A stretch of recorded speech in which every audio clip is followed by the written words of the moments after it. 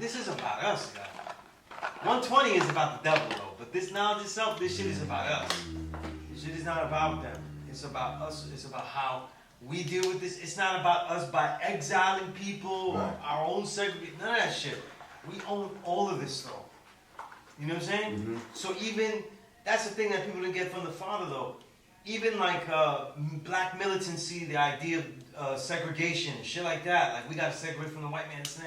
Father didn't even worry about that because we taking over all this shit, though. Everything, we affect everything, and everything is affected by us. You know what I'm saying? Right. That's why, like, when I build with the God, like, God, you go out there, everything is affected by you. Mm-hmm. There's no, that's where they live, that's where they live. No, we affecting everything.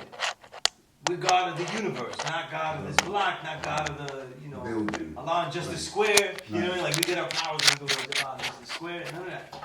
It's the whole universe. You know, so there's angles to how you deal with people, because our people have a lot of cliches and stereotypes of themselves that are fortified every day. Right. And there's nobody that and look, you do with the arts, you make creations, you do all that. You know that the arts in general are about fortifying stereotypes. Right. You know what I mean? Whether willingly or unwillingly. Like, in other words, sometimes you do because you think it's a good one. You know what I'm saying? Like, you know, we hear songs like, yo, I'm a rugged nigga. Like, and we're like, yeah, that's us. You know, like, it's positive to us. Right? That all goes into it. And we have a lot of shit. Our people have so much programming, so much negative programming, so much negative, positive programming that they take as positive. Like, it's such a bastard. Like, all of the bullshit, all of this shit that I think is horrible music, they listen to it and it's positive programming to them. Like, they think this is what I'm about. This advocating this shit. You know what I mean? Right? So, when we finally get them in a classroom like Cypher, or in a Cypher anywhere where, like, they're willing to listen, I try not to take them to, like, yo, the devil got this plan and they got this thing and that. I stay away from that because they're already steeped into that shit. The majesty of the devil, that's like a story oft told. You know what I mean? Right. A story oft told. That's why I don't go with, like, the masonry thing, this and that. And I'll tell you something, God, most of the people in these big labels and shit like that, they know this, they're doing it themselves. They're not really concerned about the way people will take their music negatively or positively, as long as it trends immediately and shit like that. And but make a fast buck. They're not really caring. It's not really a big deal. And a lot of people, they're not what you think. In other words, this guy, right? Mm-hmm. They're not making music thinking like, I'm going to be a rapper that's going to influence everybody's lives and take it that, and I'm going to go whatever the white man says. No, they're thinking like, this is what they're saying to do, and it's not that good, but I'm going to make my money anyway, and I'm just going to step off anyway. Like, when I'm 30, if I even 30, I ain't never going to be rapping at 30, so I'm just going to step off and go, you know, ride off in the sunset. Right. So then by 30, they like, I still didn't make enough money to even ride nowhere. So then I still got to stay in this. Even though I'm selling so much, I still got to stay in it. So now they go into more things. And what happens is that all of the things that they're doing just keep piling up. It's more like mafia as opposed to masonry. Right. You know what I'm saying? They're like, you know, they're stuck in this. I can't get out because I need this money. And I can't get money no other way because I have a whole team that relies on that type of way of doing things. You know, like, kind of, I'm not saying he does devilishment and shit like that in this sense, but I'm saying like Fat Joe goes to Miami, he has to keep making bad music though. There's too many people that he's supporting, and I know this for a fact. We all know this for a fact. Now his autobiography is out, and we see how many people he got caught up by the IRS and everything. He can't make just music with digging in the crates, which he still makes great when he's with them. Right. But he makes bullshit, pretty much bullshit, like when he's on his own, like it's pop records. So they're still stuck with that. You know what I'm saying? They're still stuck with that, and it's not like Khaled is doing things so now they do things and becomes family because I made these bullshit records with Khaled, but we fed ourselves. Right. And then I can't say like I'm not gonna leave Khaled alone and shit like that because he helped me eat. I know it's not great music, but he helped me eat though, so I got love for him. You know what I'm saying? It's a weird thing, just like mafia though. I killed people's brain cells with this, but you know, gotta keep it. You know what I mean? Feed my kids type shit. Yeah, art is a fucking crazy thing. You know what I'm saying? Art is a crazy thing. Who said it best? Dave Chappelle said it best one time. He said, when art meets industry, that's when your dreams get crushed, right? Because now it's your artistry. Like, this is what I want. However, financially, it doesn't. And I always say this though. A lot of his quotes resonate with me because people. That's why I was in so many magazines. I was leaving them. I was going, fuck that shit, you know. And those integrity sandwiches that he said he had to feed his family. That's what you end up having to do. And people can't do that. Most people can't do that. Especially if they could just make another weak song and keep it going, you know?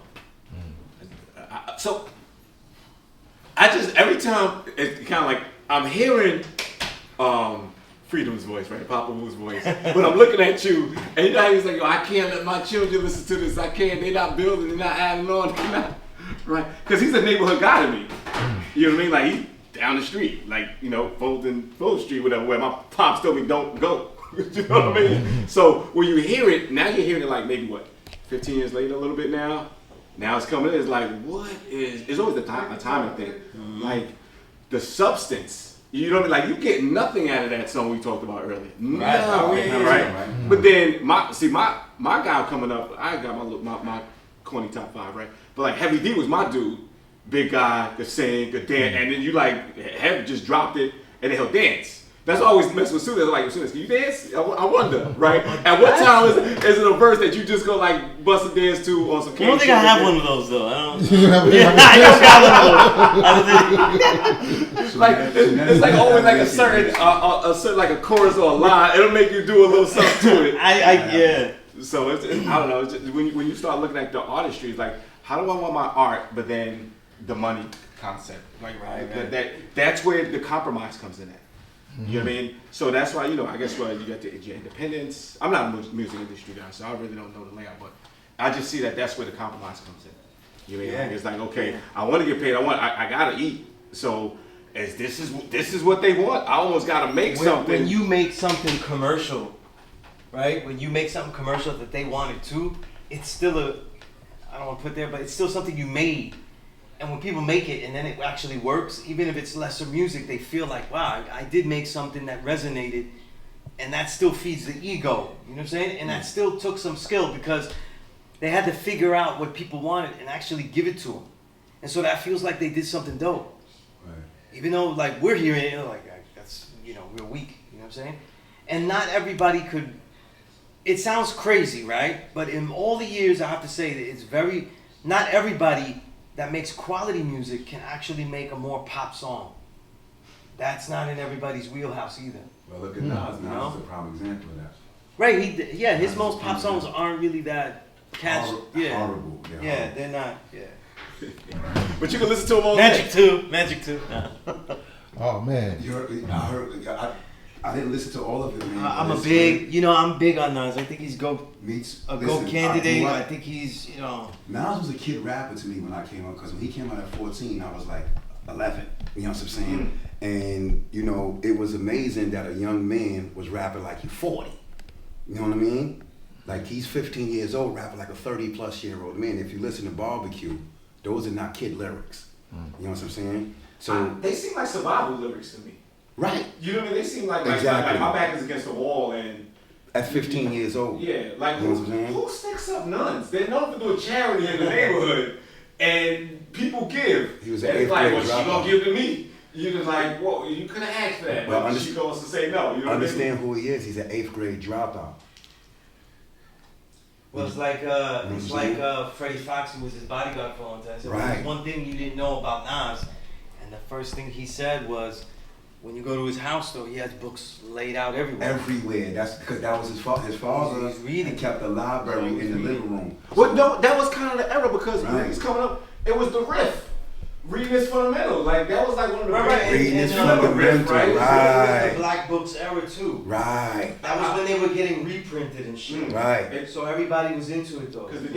So what do you think about now that he's 40 plus, 49, going on 50? Right. Trying to hang out with Hit Boy and catch up. I think two things though. I think, just like the father, like he always told us to stay with the youth, to be younger. So I understand if he's with Hit Boy and shit. I get it too. Right? I get that. I also think this. I think after all the classic albums and records that he's given us, especially since the one right before King's Disease 3 was lyrically very heavy. That's a very long album for these. Is he talking about King's Disease? King's Disease 3 is a very long album for these days and times. I never heard it. It's about 50 to an hour, and it's filled with lyrics. So after that, I think it's fine that he experiments though. Even though he experimented with me, which I hate that artists think that see experimentation as more trying more pop sounds. Right.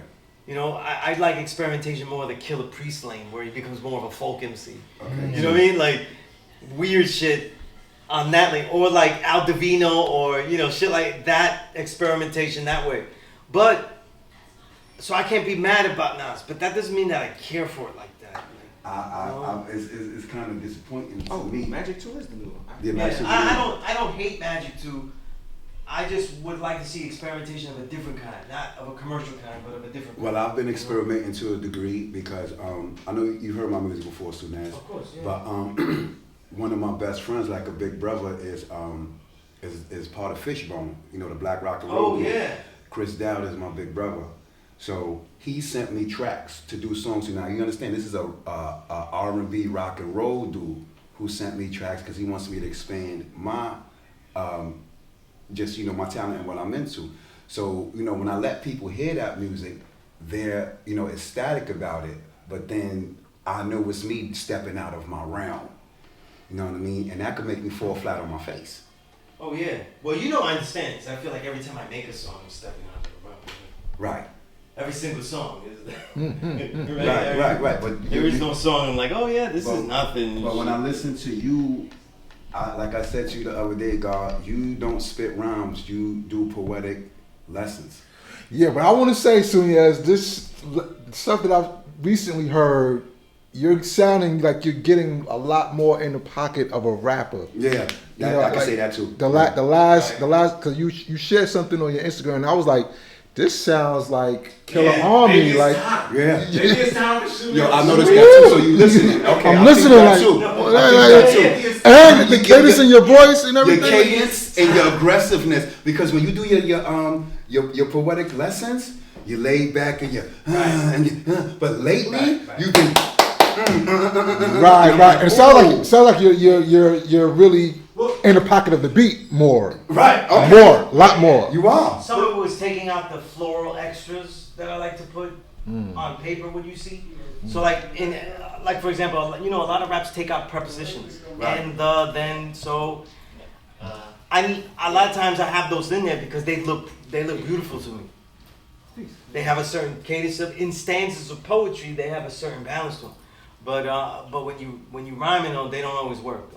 So I learned how to eliminate things as opposed to adding things. That was especially with true cipher beats. They're very minimalist. And I told you, remember I was telling you, like drums, they fuck you up. Drums is crazy. The more the drums are, I'm more like, what am I doing? Because I'm usually into the music and not the beat. But since I'm hearing you on the true cipher beats, you're more of rapping than poetical lessons. Right.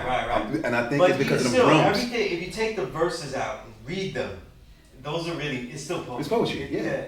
It's still the same poetry. You know what I mean? But remember you asked the question about Nas hanging out with the younger guys. Yes. Right? We're in those stages right now, right? So Yeah. the younger guys, here's my compromise when I hang out with the younger guys, right? Is make sure I don't get old and stale. And I make sure you become an old guy. That's almost like the fair compromise. You see what I mean? Like you make sure I stay fresh, right? And I make sure that you don't make those decisions. So it's the trade-off. Yeah. So now when you see That's like, dope. That's what it should be. well, right? I mean, think about it. Think about a lot. At that stage, he's the old guy. He's the real father. He's the father. Has his children. He's in his early 40s, and right? he's hanging with These these guys guys and keep them young. The thing about the youth, right? And I was thinking about this today with my youngest daughter. She has so much energy. So there's no like, hey, we achieved something and we did something great. Now, let's bask in this and let's relax a little bit. No, it's on to the next thing. It's always on to the next thing and shit like that. You know what I mean? So how do we keep that kind of energy? That's what the youth give you. They give you kind of energy, like what's next, what's possible. Because if you think about it, like when I was just getting the knowledge though, and I was in my 20s though, everything, this whole knowledge itself for me is a run. The whole thing is a run because I got radicalized to militancy to revolution from Puerto Rico, all of this shit, and everything has been I'm behind. You know what I'm saying? The music I don't know about, I'm behind. The history I don't know about, I'm behind. I have to find out. So everything as a youth, you're like running though. No matter what, I'm always behind. Right. As we get older, we look back at our achievements. If they are not good enough achievements, then we say, look, it's too late. I didn't do enough and I can't catch up. But that's what the old If guy we comes did, in. if The old we guy did comes and look says, back, yeah. and say like, let's say in Nas though, we look back, and I feel this way too. I look back and I see that I've achieved many things. It doesn't matter. I still feel the same way. Right. I still feel the same way. I still keep running. So I feel like, to me, that's the key to youth. I still keep running. Well, now You know, so when people see what I'm writing and all these books that I keep coming out, though, when I release the book, though, I don't, or the album and stuff, I don't feel like, okay, I finished, though. That's it. It's time to. It's never done. It's never enough, though, and I don't worry about having to keep running. I'm just always in the moment, though. Like, well, what can I do now? You know what I'm saying? And that's like a martial arts thing, though. More like being in the Right. moment, right? Because what I love about how that links to martial arts, though, right, is that I was watching that movie on Netflix, Hidden Strike, you know, the new one with John Cena and Jackie Chan. And I wasn't watching it for any of these stupid Fast and Furious car flips over a million times and corny shit that is not really real, but just the way Jackie Chan moves, because no matter what, at 50, 60, 70, I'll be a martial artist, right? Whatever age you're at, though. So if you say, oh, look, people will look at people and say, oh, he lost a step, he lost this. I'm looking more like, how do I defend myself at 60 years old? How do I defend myself and move optimally at 50 years old? You know what I'm saying? Like, these are things that I think about. So being at a high rate, because I have to train as difficult as it was, as hard as I was at 20, right? To be moderately good at 40. And to me, that's a great achievement. You know what I'm saying? Well, at 20, I muscled everything. Right. In my 40s, it's technique. You ain't got to do all that. You know what I mean? Like, get it tighter, like, move it in. Yeah. You know what I mean? Like, and 20, you muscling, you're so anxious. I'm in my late 40s. I am more athletic than I was now at my 20s in many ways, even though I don't really do flips like I used to. But it's meant to. You know what I'm saying? It's different things that I could do, more stamina too, and more quality strength. So it's different. I learned more. I learned how to do shit. I concentrated more when I do stuff. You know, like when you concentrate, like when you're doing shit when you're young, you just.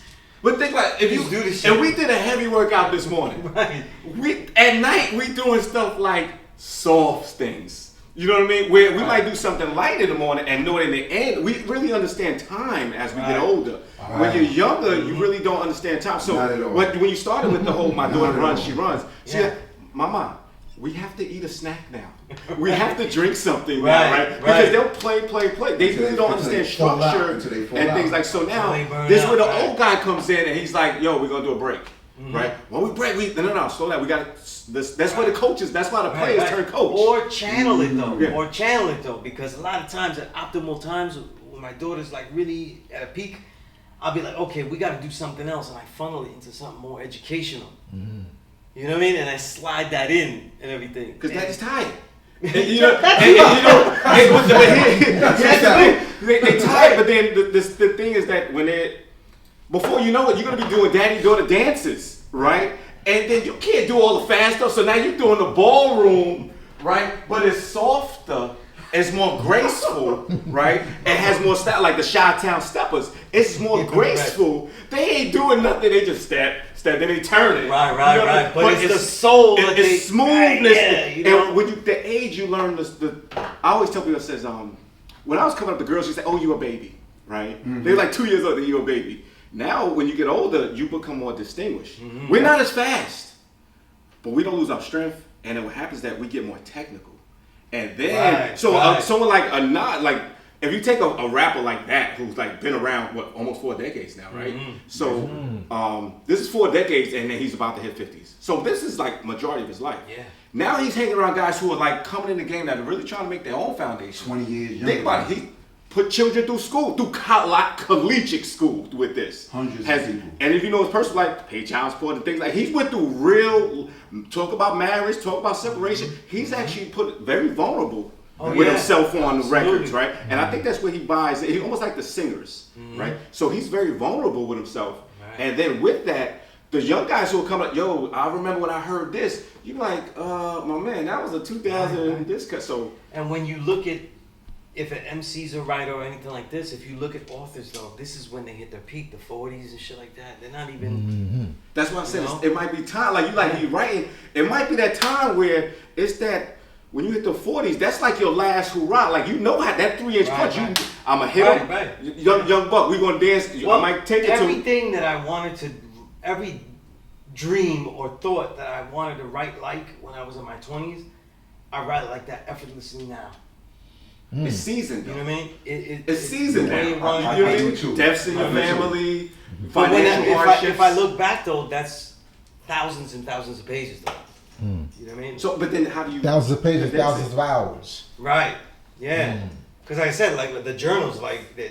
Please. 71. So I got 71 of those journals. Just the journals. I'm into about articles I threw away, shit like that. So that's 70 journals times 200. That's Have you ever looked back at them like, I was acting like a little Sometimes. bitch. I was acting like a little bitch on this. yeah. Sometimes This one I was very aggressive. You know, like when you go back, you're like, no. let's do some push-ups. I usually only have one thought when I look back at writing I wrote. I just look back and like, that was whack though. But I see where I was going. You know what I mean? Training though, I don't really have many thoughts about it because I don't have like film like that to look at it. You know what I'm saying? I don't have film to look Yeah, at. that one film. What was that? Like 2012 or something like that? That you. That was 2007. 2007. Yeah. Wow. That's So what do you almost think about that That's when almost you look 20 at that? years ago. You know how Infinite Mind was there. He's the one that gives me a hug at the end of that video. Okay. So he knows. Knowledge Eternal was there, standing up. DJ Wise was DJing there. I was so tired at the end of that shit. I had nothing left. And that was only like 2 minutes of intense 180 moves. Like anything you could think of, creativity. There's Yeah, so no you way put a lot into it. You definitely there's put a no lot way into it. now that I would be that tired. Although that I wouldn't be doing flips though. And that's not because I can't do them. I stopped doing them. So now I can't do them because I'm not going to use that. If it was out, if when shit pops off, I'm not going to flip. I would use all my energy like that. So it's not really a viable thing for me. I'm not. You were showing off more at that time. Right, yeah. Because we used to do shit in movies though. That's how we learn moves though. We do like, we saw a movie and we do this shit. You know what? We turned into Rocky. You ever see how Rocky, when he, he progressed, he's like, speed, we ain't got. Movement, we ain't. All we got is brute power and strength. That's all we're going to hit him with. I started doing martial arts at 20, right before I turned 25. So I didn't have the flexibility like other people. Like, you know what I mean? So even though people see me kick really high, I don't know how I'm able to do that. So you started at 25. Started at 25. I never did nothing like that. I never did anything formal, boxing, nothing. It just Wow. nothing. So when did you say, I want to do that right there?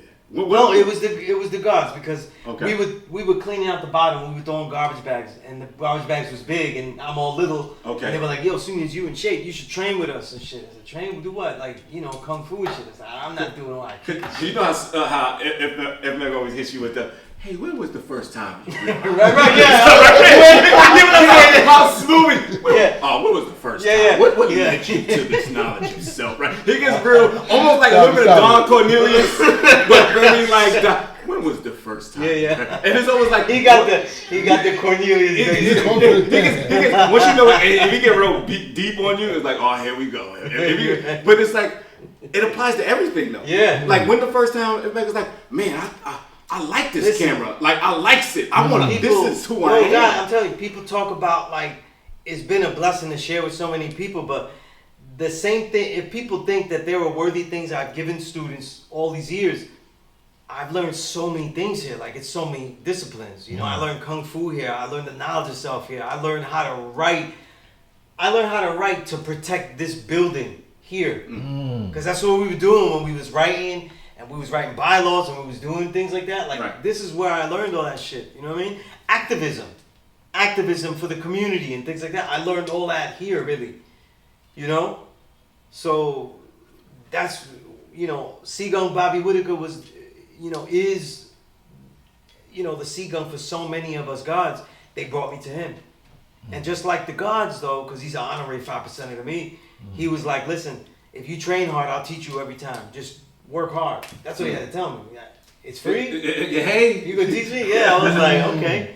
So that was it. You know, he saw different styles out of me. He saw all these things, and you know, he developed it. You know what I mean? And he was a paraplegic, right? Or was it? I don't know. He basically, you know, was shot in the head and survived it. So it basically caused a stroke that basically paralyzed half of his body. So he walks with a limp, but when he moves, the whole thing feels like iron though. The whole body. You know, you train with him and stuff, and you hit him, and it just feels like. It's like, do it again. No. Yeah. Okay. There's many a time where he'd have me kick him and stuff, and it wasn't good enough, and I'd be kicking with everything I had, and he was like, nah, it's not good enough. You know what I mean? Like, he made out of steel, but he knew everything. He was coherent.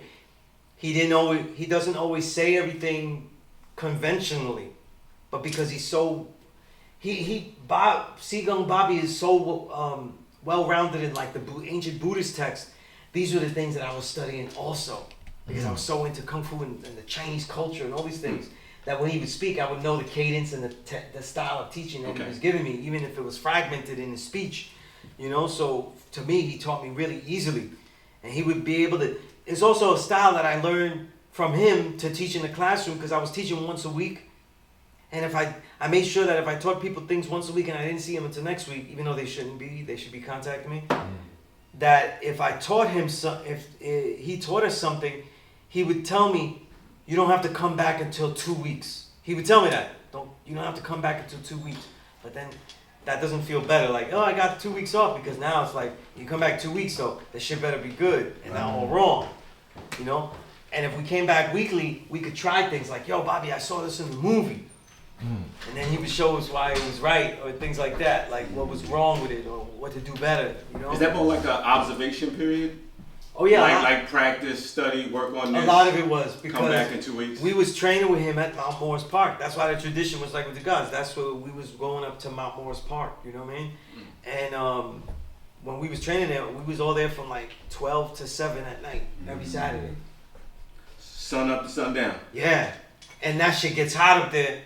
There's no where we was training. There's no shade, nothing. And at the time, this is something I cannot do now. I have battered my hands too much on the dummy and Wing Chun. But I was doing finger push-ups in waves, like with 2 fingers. Wow. Axe Infinite Mind and all of them. I could do wave push-ups like that on my 2 fingers. Wow. You know what I mean? But and we was doing that on the heat in a 90-degree day and everything. You know. Like, we would try things like this. We would take it in. Super strength. Yeah. But you could do that with young guys. Young guys don't know that. They don't know their capabilities yet. No. But when I got knowledge of self, right? Here's the thing, God. When I got knowledge of self, I thought I had found something that wasn't in my lane. Like, I found something that I wasn't supposed to find. Like, in other words, in my mind, I was thinking, in all of the alternate universes of me, this is the only one that finds this knowledge of self. So I was like, I gotta be all in and take everything that I could get, every single opportunity. And it's never stopped like that. That's why people tell me, King Kamal was like, yo, I got beats, we're making albums. Like, okay. I didn't want to, I was nervous and shit, but I was like, okay, let's do it. Every single opportunity I took it. When we got knowledge of self, it was like, I'm gonna do everything that we could try to do and know how to do. Everything. And that's a blessing, because I felt behind. What I didn't realize is that as a youth, a lot of that study that I had internally and everything was preparing me to go to the outside world. That's why I was very prepared to go into the street and everything like that, but to find particular things. That's what made me a good journalist too. I was so seasoned by my parents though, because my mother was like all mothers, they were nurturing, overprotective, but my father was really from the street. So he was really honing a lot of things in me. So I was already ready to see so when I go out into the street at an older age, I'm going there straight for this piece. I'm going to this neighborhood for this. Because remember back then, you can't invite him to the label. You got to go to the neighborhood. You know what I mean? So when I get knowledge of self, I still have that feeling like I'm behind. I got to go get everything. You know what I mean? And that's how, that mentality is what writing in a journal, writing your ideas and all that kind of stuff. When you revisit them, that's the mentality you shoot for. So question, understand is the best part, right? Out of your folks, mom and dad, which one you think you got the pen game from, and which one you think you got the oral, like the cadence and the vernacular, like the presence? Because for me, it's mom. Damn, I love my father though, but I got everything from my mother. Team Mama's boy. See, that everything from your mother, huh? And I'm not. Oh, okay. I had a lot of problems with her because I wasn't. Wow. So we the same exact Right, way. I wasn't. I love my mother. I love my mother. But I too. wouldn't do anything that she told me if I Me disagreed either. with it. Me But she either. was a great speaker. So if she scolded me, there would be real lectures though. There would be like some serious, remember the perfection Maldo, because you would give me these lectures that were so detailed. She was a great teacher. So her verbal game to teach was very good. It was great. But the pen game, I don't know who I got it from because ain't none of them right. The only difference is that my mother made me write. So like, I would have to read books that had nothing to do with school. I would have to write book reports at summer and things like that. So through her instruction, you found the talent. So yeah, because when I went to college, she demanded that I write something. So she demanded I do an extracurricular activity. That was all I knew, so I started writing the paper. That's what birthed my career. You know what I mean? And my brother was in the newspaper. My twin brother was in the newspaper. So I said, yo, let me do that. So did your mother, because my mother's Puerto Rican as well, from the island, right? Well, your mother, you said your mother's My mother. So there's a big thing with Puerto Ricans, right? So from the island. What island? So Puerto Rico, right? Okay. If you're born on the island, Okay. it's like more authentic. It's like a little small rivalry, right? And then there's the ones that are born when they come over, like their parents come over. Yeah. Okay. So my mother's one of those Puerto Ricans from the island. Right. So And is then, mine. So now when they come here, it's just a little bit more spice, a little more fire. Yeah. But with their boys, right? There's always in the culture that the Puerto Rican with their sons, they're very nurturing, but they're very hard on them at the same time. Very demanding. So a lot of times where I studied as a young man, I studied severely. My mother took me to doctors and stuff. I had speech therapists, and what happened? She figured it out before the doctor figured it out. That I used to like telling jokes. And I used to watch Richard Pryor and I would tell the joke and she goes, Bobby, do it again. Tell me a joke. Right? I'll tell her a joke. The joke has timing. You have to get a cadence and a timing. So she figured it out. Tell me a joke. And through the jokes was where I defeated stuttering. Mommy. Like, because it went from baby, sing me a song. I can't sing. I can't dance. But you give me a microphone, I could tell some jokes and I could captivate, but I stuttered. Yo, that's deep. So she would make me tell her jokes. And then I learned later on that the jokes is how you kind of bring the situation back to a certain level, right? It's deep, and you say a joke, right? Yeah, as soon as I don't think you can beat that record, Pound Town dope, right? And everybody start laughing, right? And then it'll bring the balance back up. So my mother figured out Puerto Rican mothers will put you in front, almost like the hot seat, and whatever your talent is, they're gonna figure it out real quick. And if you don't got one, they're gonna give you one. So when she's like, I don't know what he does, he's gonna read these books, and then it's kind of like you found the love with she that. She didn't want to go. My mother didn't know English though, so when she came here, she had to learn this shit. Absolutely. So they didn't pass. She went to high school, Sarah J. Hale High School. And the minute she goes in there without knowing English though, it didn't matter though. She had to learn it immediately or just fail. Well, So she started watching soap operas and learning this shit. So that experience though was like, you can't not only not speak well, you have to speak well, speak eloquently, and you can't have an accent. Because these are things that it's a very big deal to her. You see it now, right? You know what I'm saying? It's very big deal to her. You know what I mean? Issues come to us. Me being able to articulate very well was a big deal for her. You know what I mean? Wow, so that makes me think about my mother. The fact that I go start and write about hip hop though was like, oh my goodness, how you write about all the people that don't know how to speak? Because now that makes me think about right? Like, to her, it's all speaking wrong, and then etrujado, está hablando, trujado, all beat up. You know what I mean? Or sloppy. You know what I'm saying? But also too, my mother had a thing where like you can't choke under pressure. And that's where the fire was. She used to say, don't drown in a glass of water though. But to her, everything was a glass of water. So it's a difference. Every event you in is a glass of water though. It's a difference with Dominican mothers because my mother's Dominican from St. Thomas. So what I believe she did is when she came over here, she stopped speaking Spanish to blend in. Oh, so she pushed it to the side. Yeah, because what I was told by her and a lot of my family members that I used to speak fluent Spanish as a baby. She just stopped teaching me it.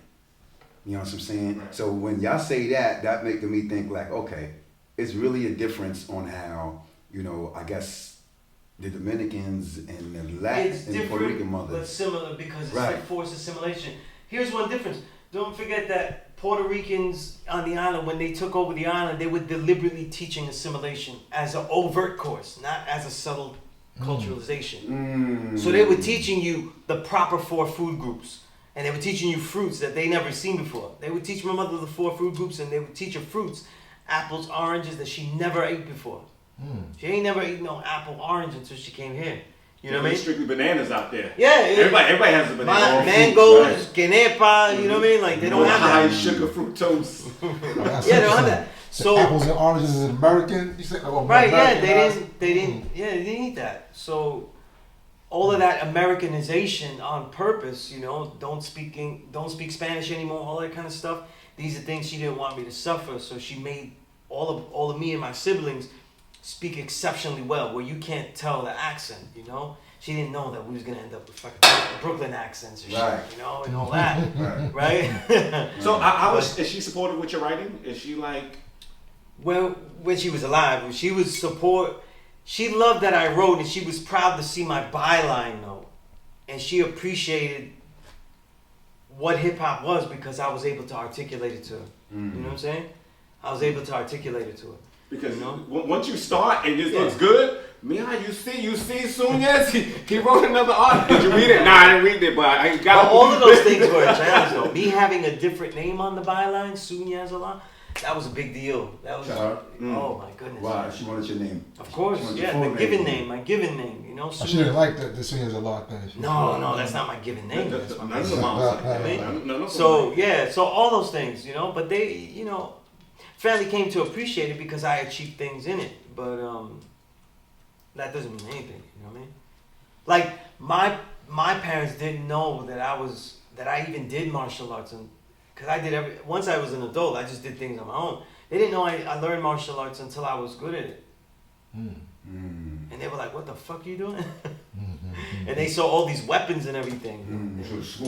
Yeah, there's all these weapons. Your twin didn't study martial arts. My brother, when he lived in New York, though, I brought him to the school and everything. To law school. Yeah. But he didn't study He didn't martial take art. to it. He didn't take to it. Okay. No, and he definitely didn't take to martial art though. Absolutely not. Wow. Absolutely not though. He didn't like to be instructed physically. When to do martial art, you have to trust your gun. You have to trust that, you know, you might get hurt and still it'll be worth it. You see what I'm saying? You might get hurt, but it still be worth it. You know, and he definitely wasn't about that. Let me ask you a question. Am I too old to learn martial arts? Nah, nobody's too old to learn martial arts though, because the whole you have to defend yourself no matter what. So you either do it artfully or you do it not artfully. Right. What would you rather do it like? I would do it all. You know, and no matter what though, at any age though, whatever you learn or whatever you know martially, you would have to use it with that body that you have now. So the age wouldn't really matter, right? And this is why. So let's say I know certain things. At 50, 60, 70, I would still have to do the martial arts with that body. You know, just like if I have an injury, I can't say, you know, my man, it's not really the day to fight. My knee is no good. We're just gonna go Ric Flair on him? The wrestlers. Right?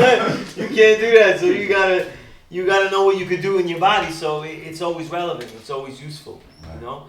And because it's such an internal thing, it's gonna help you have your health first. Then it's gonna exude to the.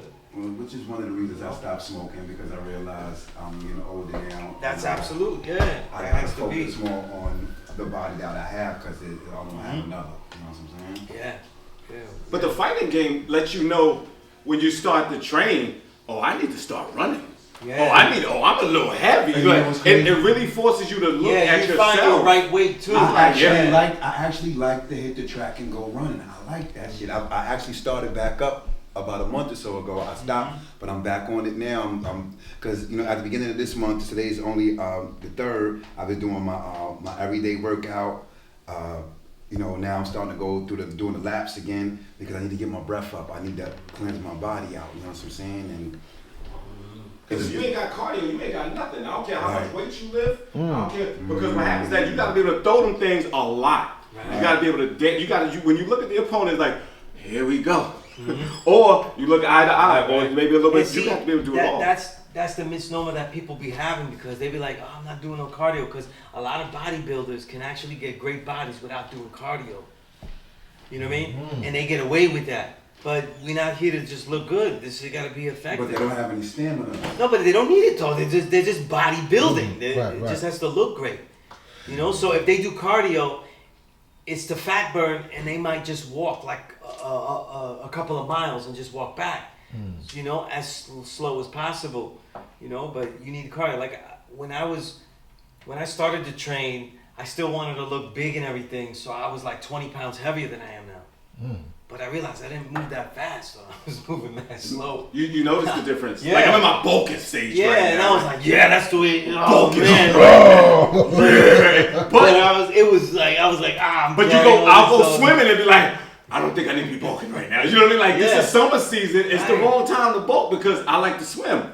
So you got to be kind of lean and mean for the water. Yeah, So it's so like you almost You figure it in the out. art you find out what's your ideal weight. Like the boxers, right? They figure, yo, welterweight, that's my spot. I might to fight you. I'm a compromise, go up 5-10 pounds, right? But understand, I'm coming out of my element, right? You have so I'm giving you the advantage. You're the white chess player. I'm the black. I'm on defense, so I got to do more countering. That's what right? Ray Jones did. Got knocked the fuck out. And he stepped out of his comfort zone. Knocked the fuck And out. but it is what it is. You got to train at that. Right. But as we get older, we figure out, okay, running may be doing more for my respiratory, my heart, my lungs, And right? I need My that. cardiovascular, right? So I gotta get in there. So I I like when I hear the old folk stories of, yo, I can bust out 50 push-ups. Right now, you tell me I'm gonna bust out. That maybe that's that fire of the 40s. I don't know. It's still 40s and 20s. 20-year-olds shouldn't really hang out. You know what I mean? They really shouldn't hang out because it's like it's an ill mix because they're just getting into their prime and we just kind of left it trying to hold on. You know what I mean? And preserve it for the rest. So we kind of know what to do as far as pushing the weight, as far as stretching. I ain't did yoga till I hit my late 30s to my 40s. Then I noticed that prevented injury. 20s, stretch, man, let's go. Let's hit the weights, let's do the park, let's run. You know what I mean? I didn't do all of but now imagine if I did that at those stages. But a younger guy wants to get at it. You like stretch, dude, I got 30. We don't, everything is fast. An hour is not what it was. You know what I mean? Like the old timers would say stuff like, the days go by fast. No, the days are long, but the years go by fast. Older guys, young guys don't see it like that. You know what I mean? Now that we can appreciate, especially us as fathers, right? And a blink of an eye, we're gonna be grandfathers. Except for Sunez, he'll have a heart attack right now. I'll start substituting shotguns or whatever, right? But in a blink of an eye, dude, we're gonna be watching them grandbabies and how do we stay fit for that? How do we stay fit? So like, yo, I'm trying to play with my grandkids. You know what I mean? The great grands is where I compromise. You know what I mean? The great grands like, yo, I'm 80, bro. You gonna be walking around the park. You know what I mean? But you start looking at that, it's like, how do you preserve? Right. And when you get out there, to me, it was as a young man, it was looking in the mirror. Right? You kept looking in the mirror, it's like, everybody's this tall, I'm this tall. Right? Or you don't, hey man, I'm a little pudgy, I gotta start. Or you're looking at your gear that you're wearing, everybody got the fly stuff, I'm wearing Lee's and this, that, and you really start getting these complex until you get the older cat that go, is your clothes clean? Did your mama press your clothes? Right. Did you have to steal to get those clothes? They start giving you a different perspective of, don't get into those labels because they're gonna push you to do things you don't want to do. But is your clothes, is it neat? Is it clean? Right. Is it Right. when you smell the guy who has the new gear and smell your clothes, yours smell like Downy and Love, and they stuff smell like it just came off a rack, like whatever. And when those old cats started giving me the game, right, I couldn't dress anyway. So I'm gonna just let you know right now. Right? I have a twin sister. My twin sister's fly. She get down, right? I'll walk outside with like a Barclays jersey and corduroy pants. She's like, Ronnie, go back inside. with a Barclays jersey. But, you know, you start looking at, and to me, growing up, my mom used to say, baby, you need a mirror and a friend. Right? Because the mirror is what you see before you step out and what everybody else sees. But your friend is gonna Your friend is gonna be like, Sunez, you know that shit don't last. Right? and then you'd be like, yo, who man's is this? You'd be like, I told him. Sunez was hell bent on wearing it. It is what we got. Or you might compromise and just wear the same shit so he don't get the slack. But when you start looking in that mirror is where, when you get older, you start rehearsing in the mirror. When I start teaching classes, I will teach to the mirror. Wow, when I get tired, I put my hands in my pocket. You know what I mean? Oh, okay. When I'm really not sure, I look up, I pause, and then I answer the question. Right? So I look for the answer, I find it, bring it down, and I spit it out. I'm like, okay, I can't do that too much because then they're like, oh, we got him. So I really started like preparing. You start looking at, it forces you to really discover yourself. You know, like that mirror sports. So even with the writing, to me, I'm not a writer, and I'm not in the music industry at all whatsoever. But when I see somebody like you who like writes art, who observe musicians, and you write reviews and things like that, it's like, and now it's your time to take an artist. Like, okay, that was whack, and now you can go in there and say, okay, I've seen all these errors. Now, how do I make this masterpiece for myself to give you my identity with all these errors all these mistakes I've seen? Now, how do I do that and still be who I am?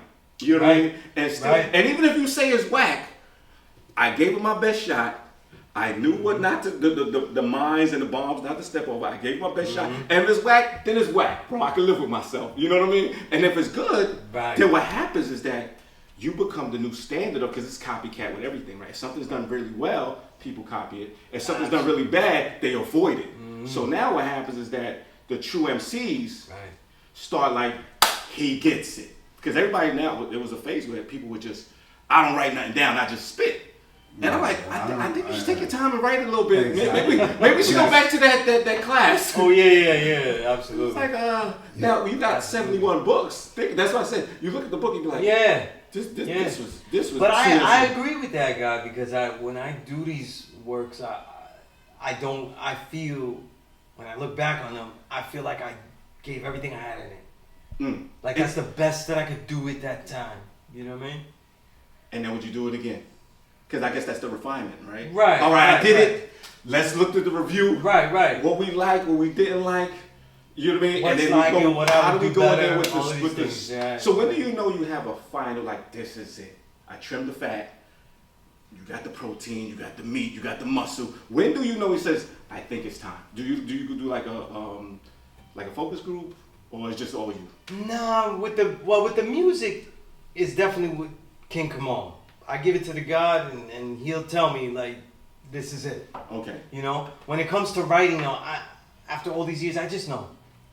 What I'm writing, I just. It's automatic. Yeah, you know, like most people write books, they have editors and they edit them. I don't edit. I don't have people edit my book at all. So is it the subject? Is it subject matter that could get you more intense? Like I guess we were talking about, I don't know, maybe a financial hardship of a family. Could like a subject get your pen game like a little bit more fire in it? Like topics? I think every writer is based on what their understanding is. If you don't have understanding, you don't have something unique to say that is special to the conversation, you're always going to have a problem. So it's two simple things. I try to have an understanding about things that I'm going to talk about. Okay. And then once that's done, all I'm doing is beautifying it. So when I write, even if it's prose, even if it's an essay prose, I try to write everything beautiful. Everything has to look as beautiful and as pristine as possible. You know what I mean? And by doing that, there's things that I do with that. There's things, I concentrate the language. You know what I'm saying? So it's like a sculpture. You kind of concentrate it, you mold it to what it ought to be. Because you did a poem, was it Friday, Thursday? You did a poem, right? And it started out real sweet, and then it got dark. And then it got sweet again, you know what I mean? Like, I was like, what is he doing with us right now? Like, it was like, oh wow, Sunez has a heart, right? He's getting real. And then it got dark, right? Like a truth came that rocked your world, and then it came like, okay, this is what I thought.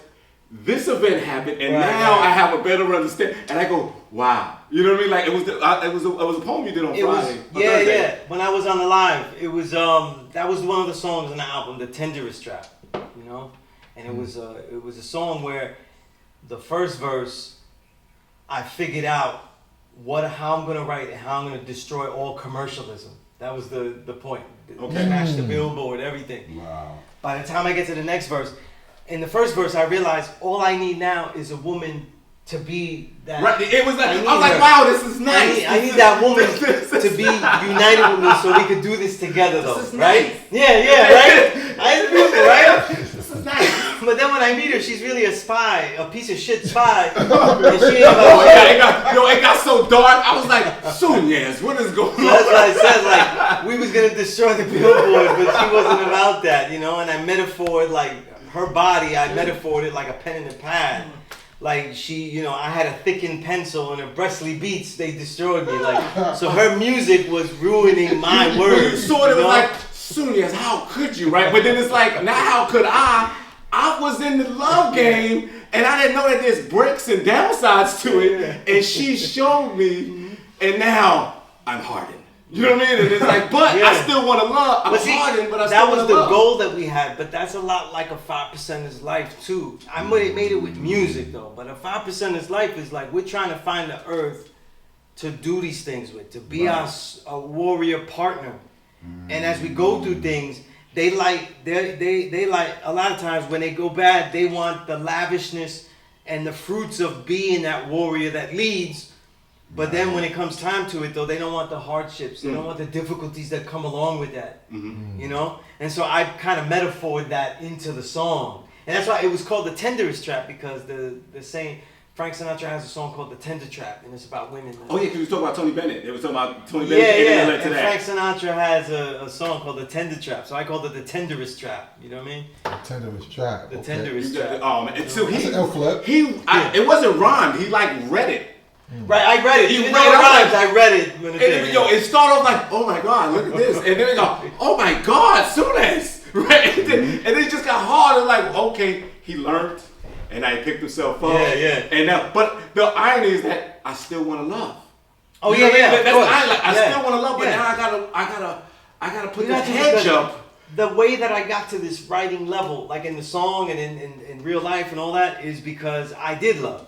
Right. So I can't get rid of that. It's seasoned. I just have to know how to put that love out there. Because when you took, I was like, like you know how you take the reader through it, and the reader's like, oh man, this is wonderful.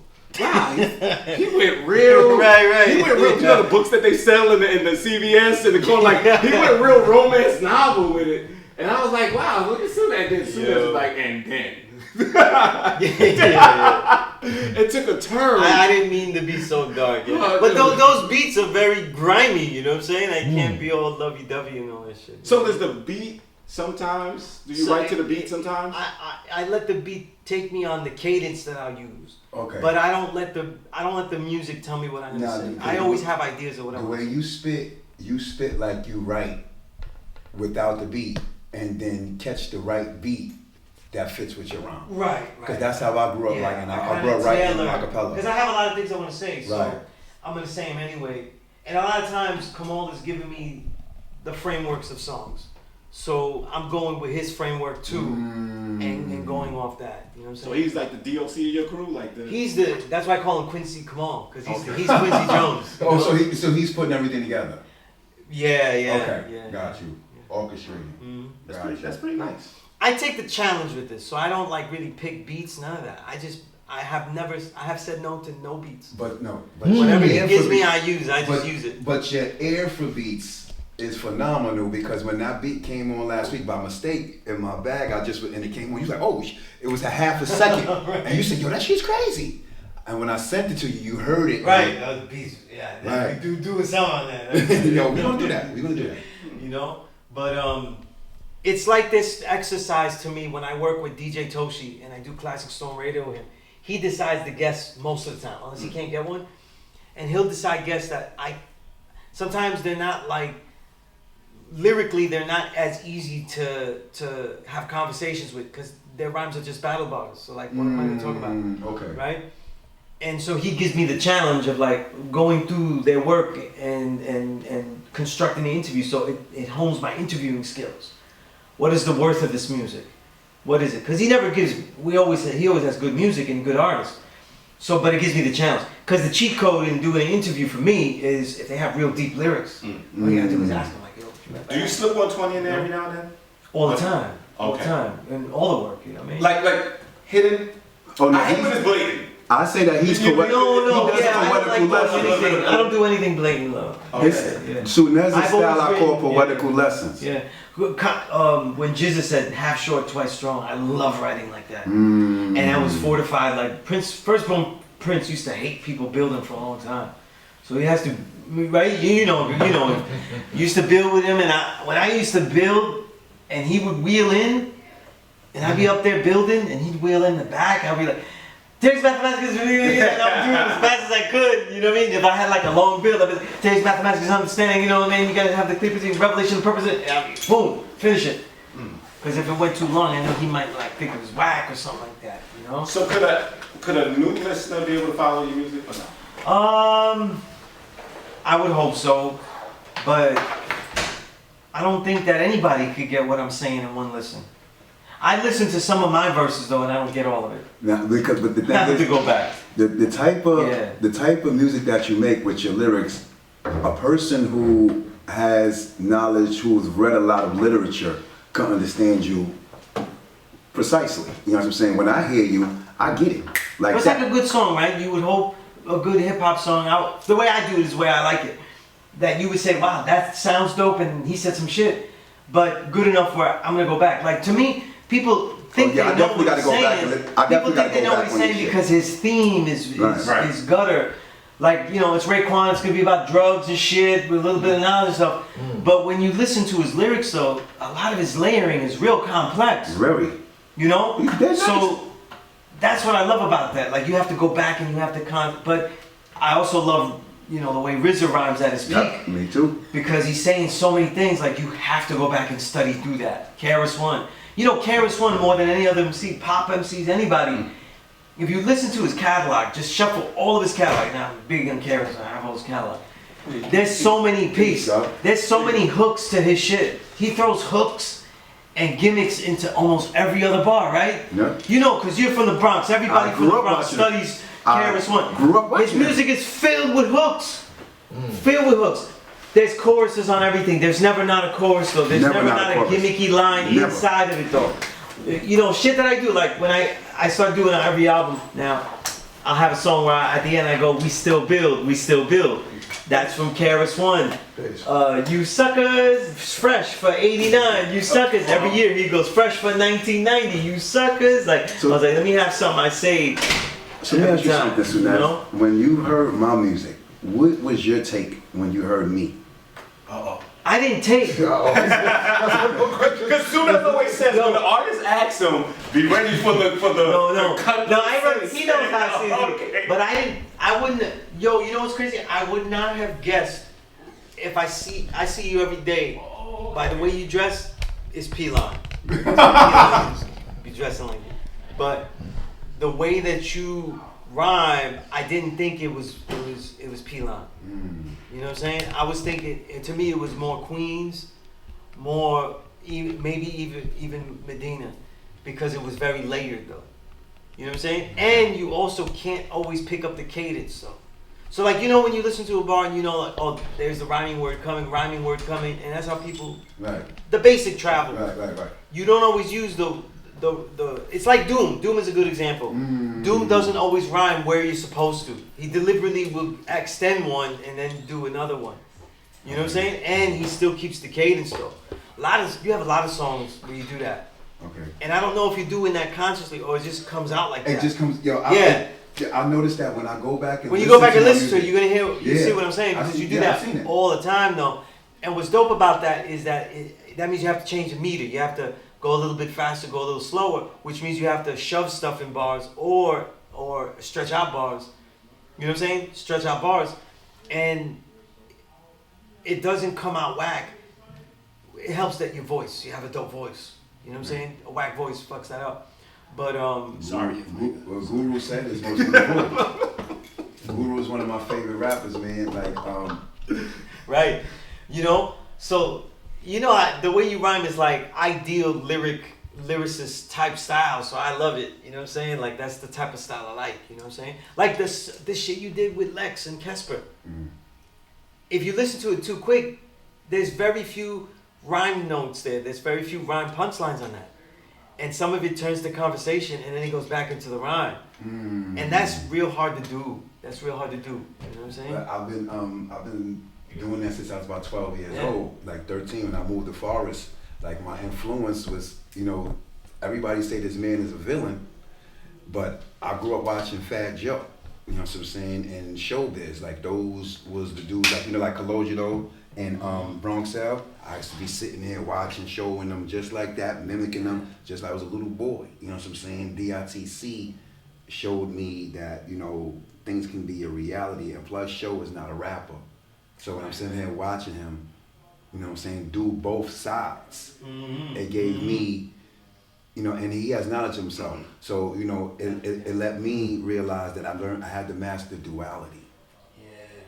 It seemed like Fat Joe was a big brother that took on that role with a lot of junior rappers. Yo, you know what I mean? people- Like, yeah. Because you know what I I seen mean? him He seems firsthand. misunderstood, but what happens is that he's kind of like forced in that big brother role where everybody's looking up to him. He's like, dude, I'm trying. Yeah. All right. But he has that His big heart. autobiography is very revealing though, but I don't know Fat Joe when he went to Miami though. I don't know anybody that when they go to Miami except Thurston Howe. But and that's the running joke about Miami. But the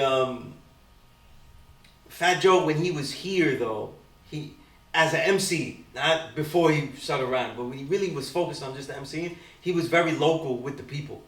So it changed like the mentality and the way he was embraced by the neighborhood and the responsibility that he took in the neighborhood. You know what I'm saying? So like, I was coming to the Bronx. Remember when he had 560, the store and shit like that? I was coming there and I would see him. We would say peace to him and shit like that. All that kind of stuff, you know? And one of the songs I did, Thin Line, was it? No, it wasn't Thin Line. Rally Around the Family on the first album I did.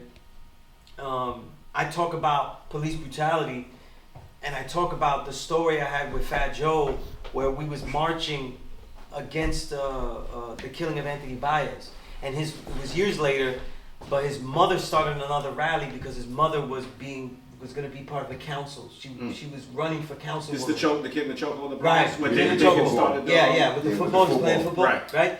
So his mother was running for council, and Tat's crew made like new graffiti, new stuff, and they had a whole thing. And we was marching down there, and I'm way back, and we're walking and everything, and I look up, and I'm like, oh, Fat Joe. And I go, Fat Joe, what are you doing back here? You should be in the front, you know? And he was like, he didn't want to be part of he didn't want to be, take the limelight away from What you everything. said in the verses, No. when they did the verses, Fat Joe's in the crowd. Right.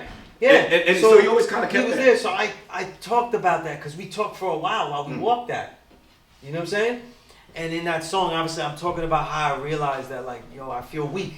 I feel like we're doing this marching, but if the devils want to shoot us, though, they could just shoot us down. You know what I'm saying?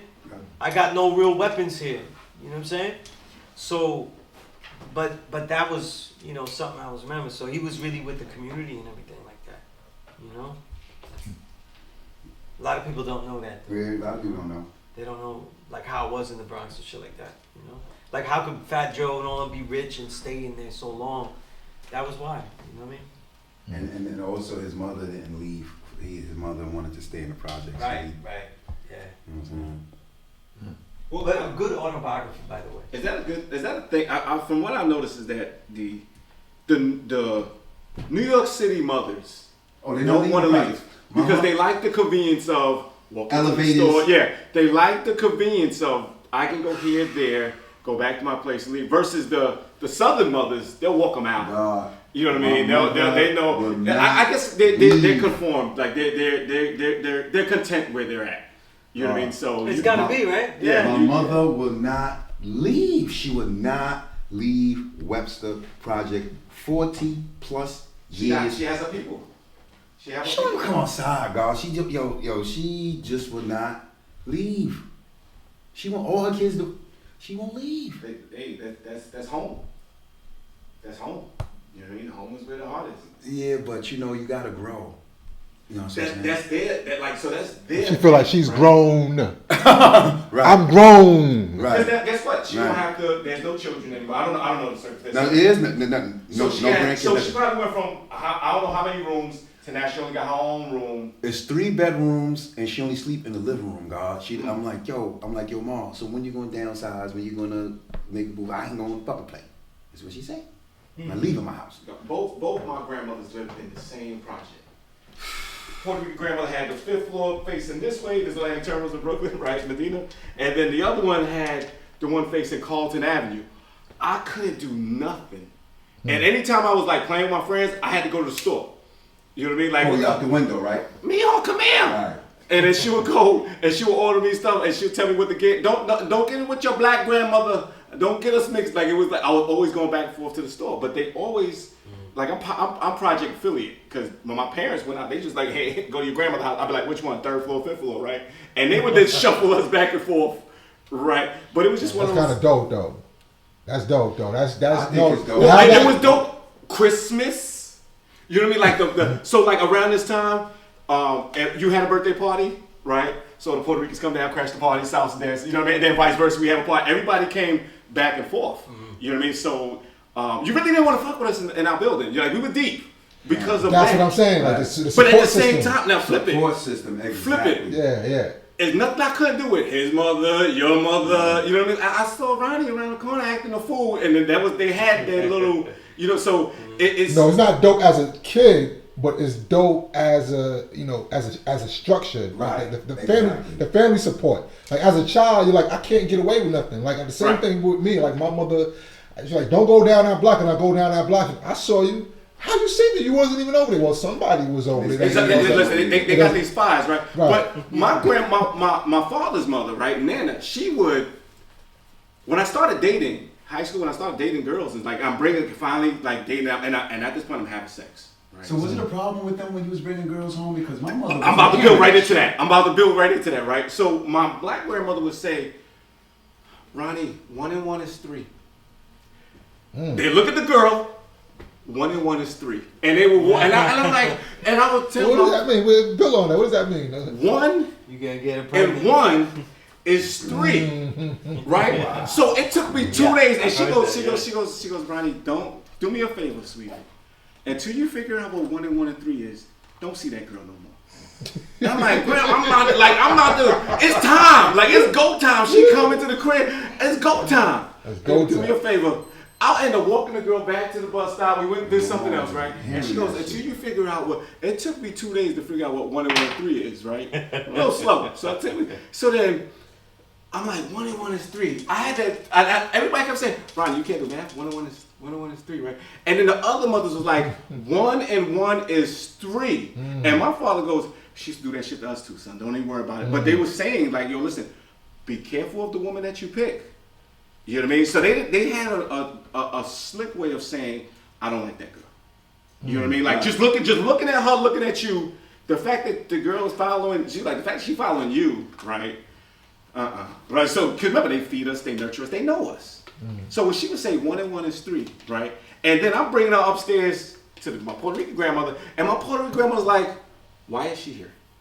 Right? And I'm like, oh shit. So now I ain't got no place to bring the girl, right? Because I'm thinking we're gonna hang out, chill. So now I gotta leave, and I would come back, walk into the bus stop, whatever, take her home. Come back, yo, grandmas, what's up? And they go, no, son, you really don't understand they would say stuff like, they never gave it to me. They say, look at your uncles. Look at the shit your uncles are going through. Look at things so-and-so's going through. Look at the stuff your mom's going through. 1 and 1 is 3. And I'm like, I don't get it, grandma, right? And then she was like, yo, listen, they pretty much saying you're not making good decisions, right? And then think about it, 1 and 1, the understanding. If we ain't got them principles in there, that baby is gonna falter. So they used to throw them at me, you know, because it was just a different level of understanding. Then it was just very slick. 1 and 1 is 3, son. Here, like knowledge, wisdom is the understanding. But they didn't have that. I grew up with more biblical principles. Both my grandmothers, they was like, yo, I'm into my Jesus, but they would read the lessons, and then they would kind of like, my one grandmother, she would take the lessons and then do sermons with the lessons. And then she would do, so she likes, and she uses Jesus' parable of the sower of the seed, right? And then she would say, baby, read that. And I was like, okay, I would see it. And then he was like, as you sow the seeds, the birds or the fowl of the earth will come and sweep up the seeds. And then the second, when you sow the seeds, that some will get choked up by the roots, by the weeds that will get choked out. And then the others, when they look like they have foundation, when the sun comes out, they get burnt. And then there's the ones that grow fruit. And I go, shit, that's probability. That's 1 out of 4, Grandma. She goes, yeah, good luck, sweetie. You go out there doing God's work. The probability is not in your favor. Oh shit, did she just drop a jewel on us and walk that? And then she would leave. She'd just walk out. Take that to them 5%. And she would walk out, right? It was like, Grandma. And then we would look at it like, yo, she just took that understanding of that lesson, gave it to us and said, yo, everybody you teach is not going to get it. They not going to get it just because they're not ready, their timing. And she would take that to them 5%. And then she would walk off, right? Because she was kind of, she didn't understand why they didn't take to it. And then all of a sudden they went from these nice names that she picked to all these righteous New names, right? yeah. And she's like, I'm not calling you. And I used to love when she called my father his government, and everybody knows the God. And then she would say his name, and I would like, Grandma's downstairs, right? And he would answer to it. He's like, yo, that's just who she gonna be. You know what I mean? But everybody else, this is the name, right? So, but to mom, my grandmothers didn't compromise. You know what I mean? But they liked the overall, the structure that we started coming in with. You know what I mean? Now you look at your physique like soon as now you're looking in the mirror, now you're looking at your physique. Now you have there's the lesson caps, and then there's your schoolwork cap, right? With them it was like, what's the capital of this state? What is the capital? They had geography. They had their own versions of their school stuff they were actually. And then you started seeing, okay, all right, this is more of a mental training thing. This is more of just how she learned that parable. It's the same way we would learn the 120, right? I go, oh, it's a mental exercise. And she goes, yeah, you should be able to drop it like that. And she would school us in it. And it's funny how I always maintain that, because it was profound how she did it. And you could tell it was 5% of that. And she would just walk off, right? Because how do you challenge that? You know what I mean? Because how many students have you ever had that someone didn't take to it? You know what I mean? Oh, yeah. And then how many, because of times they weren't ready. And then they just, all those guys or whatever, and then when you do get the ones, then they produce fruit and then you move on. So mathematically, equation, like you're going to fail more than you. Right. It reminds me of something like, especially the 5%, we teach in a way where we teach for two different times. Peace to God. We teach for 2 different times a lot of times. We teach for the moment right now, the things that you need now. But the longer that you build with an older God, I guess in this case it's gonna be me now. Right? There's gonna be things that we say. You're there, Sunez. The more that we build, the more that we're saying things for you to hold for much later. You know, we talk about Firstborn Prince. He would say a lot of things that I would just like jot down. He used to make fun of me, make jokes about me writing down everything. Because before, that was when there was no phone and shit like that. So I would have notepads. We're reporters, we're journalists. We have notepads writing everything. And I would write down everything, but I didn't really understand a lot of the stuff he said. And there was one time, I don't remember what it was, but I was going back to Sunset Park, because when I got knowledge, I was still living in Sunset Park. And I would be on the D train going back, and I would be like, oh man, that's what he was saying. I sound like a crazy man in the train. And I was like, oh, that's what the God was building on.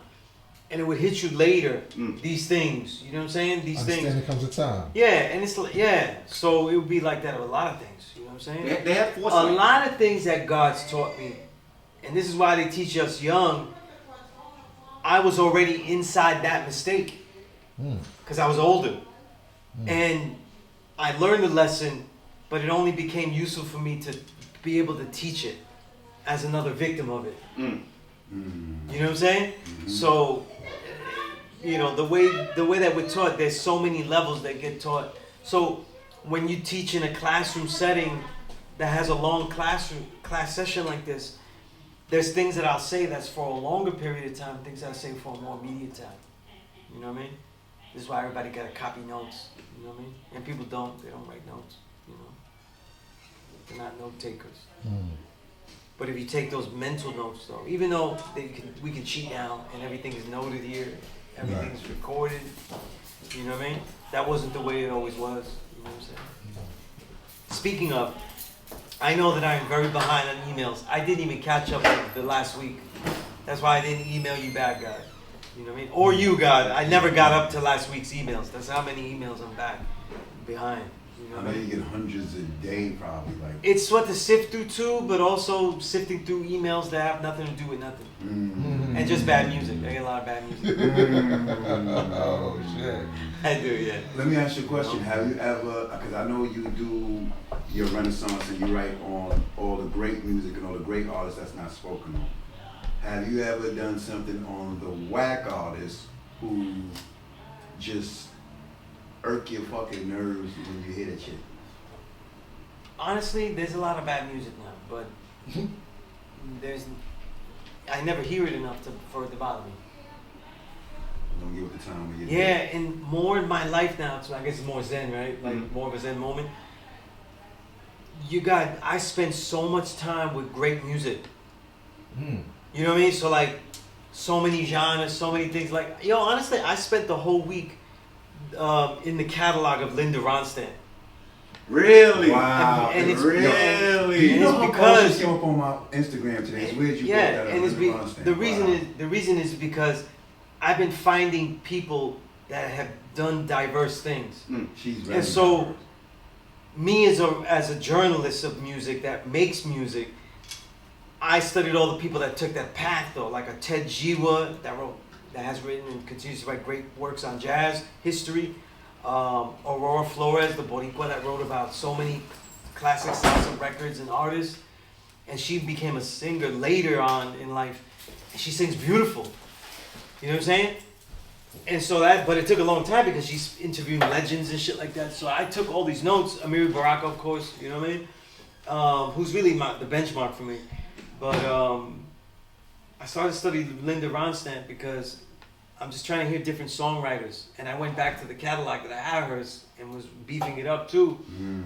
And Linda Ronstadt actually could sing at higher octaves than country could utilize. You know what I'm saying? She could really sing everything.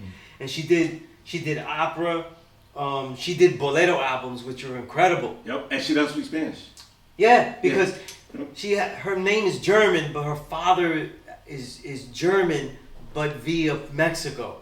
So her great grandfather's German via Mexico, then married a Mexican woman there. So she has the Mexican blood in her, but that's how she has the Ronstadt name.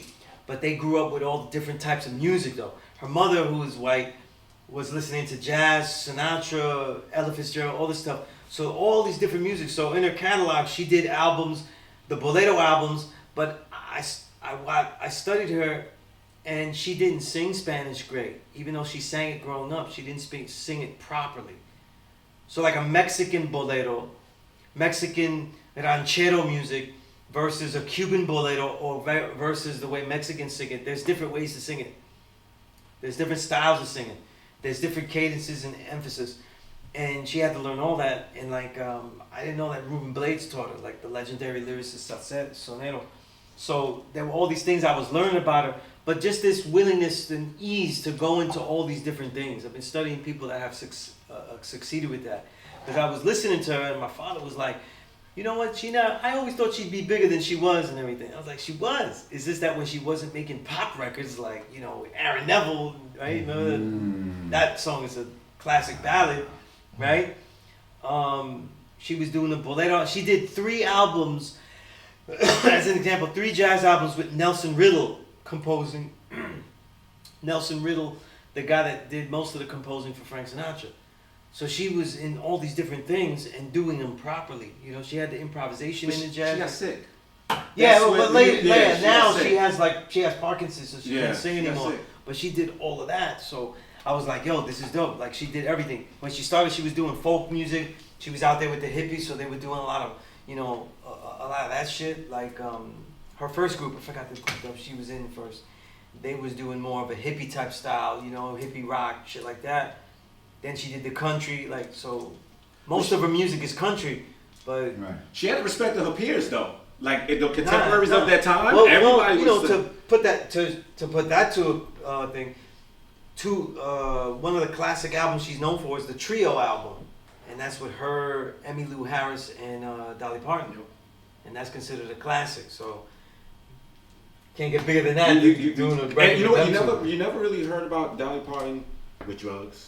No. Not Dr. Parr, I'm sorry, Linda Ronstadt. No, no, That no. whole crew, they've never really No. heard with them like dabbling. I in did that learn stuff. in the I saw the Max documentary. I did learn that they did dabble with it though, but they hit a stump with that, and they got off of it. They realized it wasn't helping them, and they got off of it. So they got lucky with that. You know, which is there's a you know, people don't talk about the stories of a lot of musicians that really do get off the drugs and build. Just like in our nation, they always say, "Oh, the gods, they be doing drugs and shit."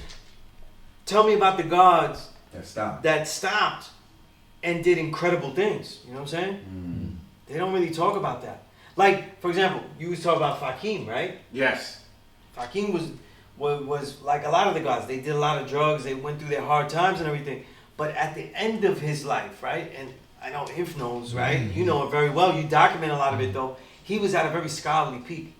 Yes. He was very focused on what he was building on, his ideas, his thesis statements, and honestly, he would be in my classroom taking real notes. Really? Like real notes. He would open a book pad and take real notes. He would add on, but a lot of times he would be quiet though and be asking me, well, what books are you dealing with now? What books are you doing? Yeah, he would be about that. You know? Yeah, I've been watching the golf for years. So he was, he hit a real studious peak at the end of his life. That conversation came up with, there's a new rapper, they call him Legendary Baller, right? And then he's kind of like Humpty, right? Like he has an alternate personality. You know the old guy that's like he's the older dude. Yeah, so I say, man, don't he sound like Fakim? Which would be more Fakim's like poetic side, man. Yo, that bugging me out because so I can see that. And I'm like, yo, this dude is. I mean, it's very artful, right? It's very put together, and he's killing it, right? But the gimmick is almost like, you know how Humpty put on the nose. You know, like you tell the guy grew up that maybe. But he's really an elder though. He's really. He's got to be in his 40s. He's got to be in his 40s. You know what I mean? Just the way. In his 60s. No. The persona is the 60s. Okay. It's an act. It's a toupee. Oh, it is. Okay. Yeah, it's an act. Really? It's an act. You know what I'm talking about, Legendary Baller, right? If nigga don't rock with stuff like that. If he can be beat out. I used to like Hammer and stuff back in the days. Shame on you. Why y'all be dissing Hammer, yo? But I guess I shouldn't admit that I was an MC Hammer fan as a little Why y'all kid. dissing Hammer?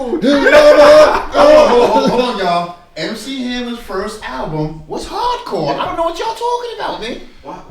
His first album was street. Oh man, I see his face like, oh man. Yo, look at his face right now. He's sick with me right I know now. hip hop credibility, right? But just the fact is, you know, I was like, why ain't this Hammer, yo? Yo, I used to be the same way. Like, why y'all dissing MC Hammer? But I'll take MC Hammer. I already like him. But I take him more now than I would ever take what they're listening to right now. Of course. You know what I'm saying? Because he had performance, he had lyrics, he had, you know what I mean? He still got it. But I would take that because it has showmanship. Here's why I throw all that out though, what you said. Let me be an asshole. Do it.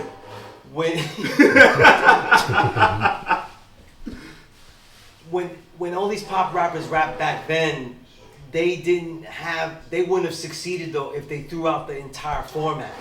Okay. So they couldn't go pop if they threw away the entire format of the genre just yet. So you're saying they still had to be street? Right, no, the format of the genre. It had to rhyme. Think Vanilla Ice. It still has to rhyme. It still has to do this. I get it. They can't throw away and abuse the entire format though.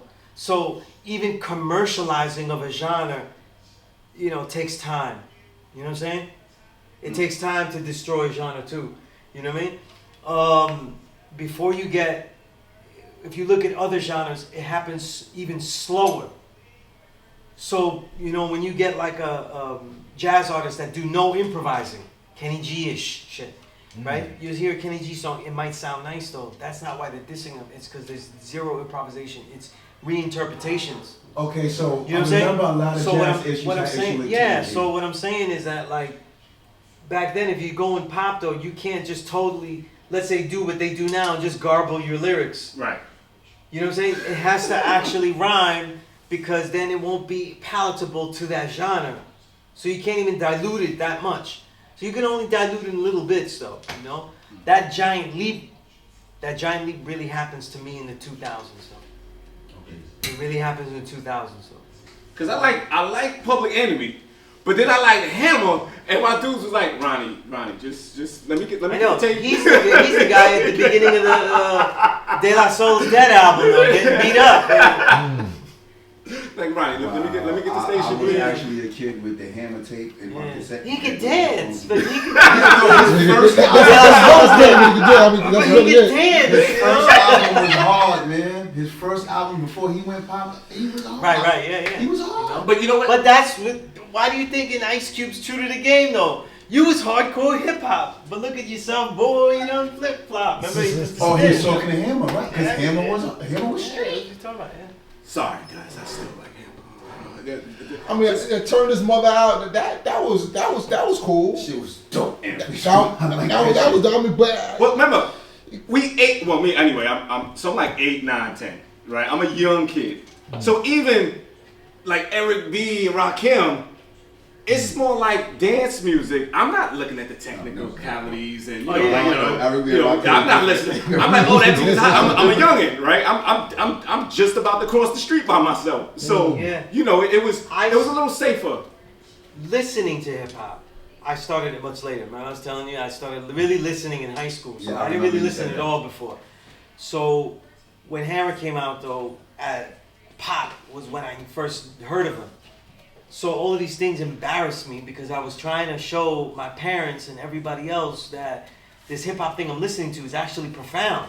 And then here comes this bozo with a fucking clown outfit doing silly ass dances. It's the difference between like the feeling and the education of it. Because at a young age though, I always hated the coonery of music and arts. So you didn't like Kane? Kane? I didn't like Kane for the dancing. I didn't like any of that stuff. You know what I mean? Yeah, because he gave a the feeling. epitome of the imagery that was hip hop to me, the oldest imagery in my head was Rakim and I Ain't No Joke video. The Flav dancing in the background. Flav, damn it! Not Flav, Rakim. Rakim just standing there. Yeah, that was it. But the That's Flav it. was Him like, just standing there. Spit. You know what I mean? Right. But the more stupid Flav got in the video, the more it took away from the more that what Rakim doing was the way you do it, because I loved hip hop before that because of the b-boy and the toughness that we exuded. Right. So when you finish your shit, you stay. Well, you Flav gave a little flavor. Right. Flav gave it a little balance. And they from the same neighborhood. You got his boy in the video. That shit was dope. No, I didn't say it wasn't dope. Oh, okay. But when I was a kid, it had to be the tough stuff. Nothing. That's why then just a few years later, I start really studying, and when Cypress Hill's Black Sunday comes out, that was pretty good. That's before 36 Chambers and everything, and lyrically, like the unity. There was other guys that were more lyrically hard, right? You had Ice-T and shit like that, right? Which I loved, but musically, I never heard anything that violently hard. I wanted everything to be like that. That was the epitome. It kind of felt like. You know? A lot of this stuff was how Run DMC added a little bit of rock to it. Right. Like they kind of took a little bit of that recipe with that album. I hated the rock Aerosmith song too. You hate what about King of Rock?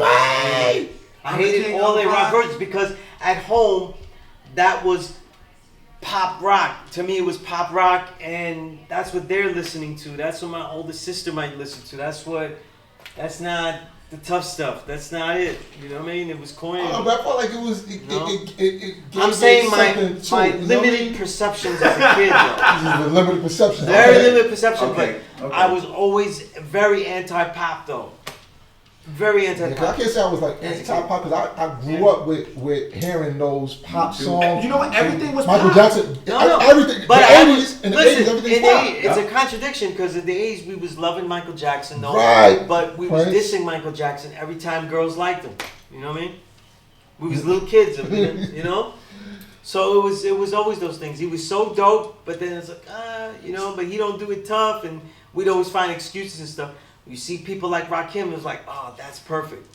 That's perfect. But how do you really separate? I'm saying in my mind, these are the contradictions. No, but I'm asking you now, mind. like in this day, like how do you separate pop from the actual art? Oh, it's very easy now. Music that comes out now, most of it is terrible. There's no redeeming quality. No, but pop is like popular, and you want to be popular to actually. This is where we that's an ongoing discussion. I know. Day Sun keeps saying that if they blow up, I hate them after they blow up. You know what I'm saying? But that's your thing. That's not true. That's not true. Is it? No. Okay, so what artist has blown up? I want everybody to blow up. It's just that so you can hate them. I don't focus. I don't focus on that anymore. I'm Michael Landon. I'm Michael Landon in Highway to Heaven, though. If I write about you and you blow up, though, that's it. My deed is done, and now we can travel on and keep it moving. Michael Landon, remember at the end? Yeah, because he was the angel, right? Highway to Heaven, though. We on that, yeah. We just keep it moving. You know what I mean? I did my shit. He did Little House on the Prairie too, right? Yeah. That was the dude. He died. He died. But I used to see that was about the mystery God. But these things influenced you because it was about somebody that would go around helping. Right. That's what we do. We're 5%ers. That's what we do. We do things like that. You know what I'm saying? So these things resonated with me. You know? If my old Earth liked the program, I was like, what is the qualities that she likes about that? You know what I mean? What was his partner's name? The one that wore the baseball cap. You know what I'm talking about with the gray beard? Yeah. Like, this dude was like, nah, we ain't doing that, Mike. You know what I mean? Like, he was always against everything. And then he always got one over. Because he was human, though. He's like cynical. Right. What's going on, right? He was like, human, though. He'd get bodied, though. He was like, when you would watch, like, you an angel, though. You're not gonna get bodies like me. Dude, what are we doing here? Yeah. And then remember, he's like, they're gonna remember me. They're not gonna remember you, bro. It's like with Men in Black when they do the light. They don't remember him. They remember the human guy. Yeah.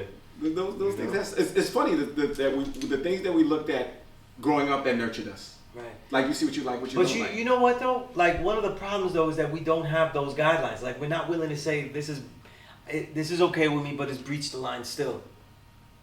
Like I think it's okay, but it's still breaching the line. We're not willing to admit that contradiction. And so we end up saying we like. That's what I'm saying. I'm talking about the contradiction because we look at Wu-Tang, right? We all grew up watching kung fu movies, right? Right. Now, then here comes Wu-Tang and they put it in their music that way. And now it becomes a gimmick, right? And when I talk to my little dog Kim, was like that's a fucking gimmick, and I'm like, well, that's the essence of it. Right. He hates that. Whereas I loved it because that's what I. For me, I look at it differently because RZA has always been my favorite. Mm-hmm. It wasn't a gimmick the minute that RZA, because of what RZA did. He actually went into the culture. Learned it. He actually went and learned RZA, but then again, but because RZA made that gimmick to me. He made the gimmick, so he honored it as well. You know what I'm saying? And honor. I also learned. When it comes to that, though, like the Chinese Kung Fu and the appropriation of it, I think about those things because when we learn Kung Fu, if you saw me in the 2000s, you would see me wearing gis and never jeans. I'd be wearing some kind of workout pants or something. Okay. You know what I'm saying? I didn't wear anything. I wore either a suit or I wore Kung Fu clothing. Like, we literally wore gis. Like, see, but that's what you built dog. He's like, that's an appropriation. Right. Chinese appropriation of black culture. It's like the suit. There's a Sufi. I forget which Sufi says this, but they say to be a great Sufi, you wear the robes of the Sufi. When you reach that level of actually being the Sufi, you let go of the robes. And like we were trying to learn this Kung Fu, so we embraced the whole culture. We was drinking tea, God, and we had the whole tea sets like in the movie. We had everything though. Like Infinite Mind. We would be with that. I had the long hair. I had long hair down here. I was layman. I was dressed like a layman monk. You know what I'm saying? And we would have the teas, and we were like mimic everything. Well, now, you know what I mean? And then we would do shit, you know what I mean? Like we'd have the whole thing. And listen, when we was walking through Harlem, we walked with our weapons out. Just like they would walk, like when they always walk to the on fight. Sides and yeah, we would walk with the different spears. You can't put a spear in a book bag. You gotta walk. You gotta walk with the spear. You can't walk with you can't put a 6-inch pole in the book bag. You know what I'm saying? Right. So we walk with all that. Wow. And we took on that nature, but when we started to understand it more, we got to that point where like it was okay that we didn't have to wear it all the time. In fact, the more that we learned martial arts, the more we wanted to let people know. We didn't want everybody to know that we did it. But we were young though, so we took it a challenge. We took the challenge though, you know. So there were lots of times we'd be at Mount Morris Park, up there, all that whole staircase is up to go up there, and people would come up though and challenge, you know. And yeah, there were times, and a lot. I remember times like where Knowledge Eternal and King He, because they were like our best. They're our best. And then they would take their best, and then, you know, have a contest. Yeah. Because that was the whole contest. You know what I mean? Because now you have to display. Right. One is like the display of the art, and then it's the actual combat. And then and Bobby would see like what level the students or the person that were challenging or wanted to learn with at, and then he would have one of us. So sometimes he'd have me go against that person. You know what I'm saying? I like. That shit is not cool though. That shit is pretty scary though. Like you're like, damn, I gotta fight like right now. Right now, after you've been working out and and you don't know if your shit is good. Like you're learning, so you're like you got told like for the last 3 hours that your shit is wrong, and now you gotta go. You know. But that's how we learn though. Like we really learn in the fire like that. You know what I'm saying? In the fire. Yeah, in the fire. In the fire. Throw it in the fire. You know, everything. You know, different times. When you learn knowledge itself here, the way this school really was, when it was really filled up, like where people would come here, right? You couldn't come here if you didn't have an understanding of the day's mathematics, at least, though. Right. You had to be ready to build, you know. And then when I got knowledge and stuff, I lived with 5%ers around, so I couldn't even leave my door. Y King used to live downstairs from me. You know, and Dayson used to always call him the Inspector Day, because he was always, why King used to do that? He just, you didn't know if he thought your bill was right and exact, because he just go, everything. I thought everything was wrong. I would tell him, you know what I mean? I came from Seattle. You know, young grasshopper. Yeah, right. Yeah. You know who's getting like that? Doc Kim is getting like that now. He's getting seasoned now, right? So, because Doc Kim was like, I like to do it how he understands. He gives you a little bit, and then he'll go with a big bill, and then he'll go back to a little bit. I like how Doc Kim put his When I got knowledge itself, Dark Kim, Allah Saquon, Freedom, right? Dominican Freedom, Understanding Sea Freedom. They was all the guys that were like my older peers that I would go with. You know, like when they had Bronx Telnet. When Freedom had Bronx Telnet, we'd be up there, and I would just be around, listening, doing the knowledge and shit like that. And none of it would be about fucking hip hop. You know what I mean? None of it. Yeah, because you know, I see Dark Kim. He don't like this hip hop thing. Like everybody comes to the school and wants to be hip hop artists, or everybody thinks that this is a rap and group. What's funny is that when sometimes they come to me because they know the affiliation that what I do in hip hop, they don't always know how long Dark Kim has been doing hip hop. So you know, no, because he's not gonna promote it like that. That's not the way he gives it up. You know what I'm saying? He's more of a purist of this culture. You know, and you come with that, like, you know, you came to a law school, or you come to this culture because you like hip hop, or you heard something in hip hop. To him, he's like, all right, well, you're useless. You're useless. I don't even meet you. I told you why I came to school, because the colored man kept telling me I'm God.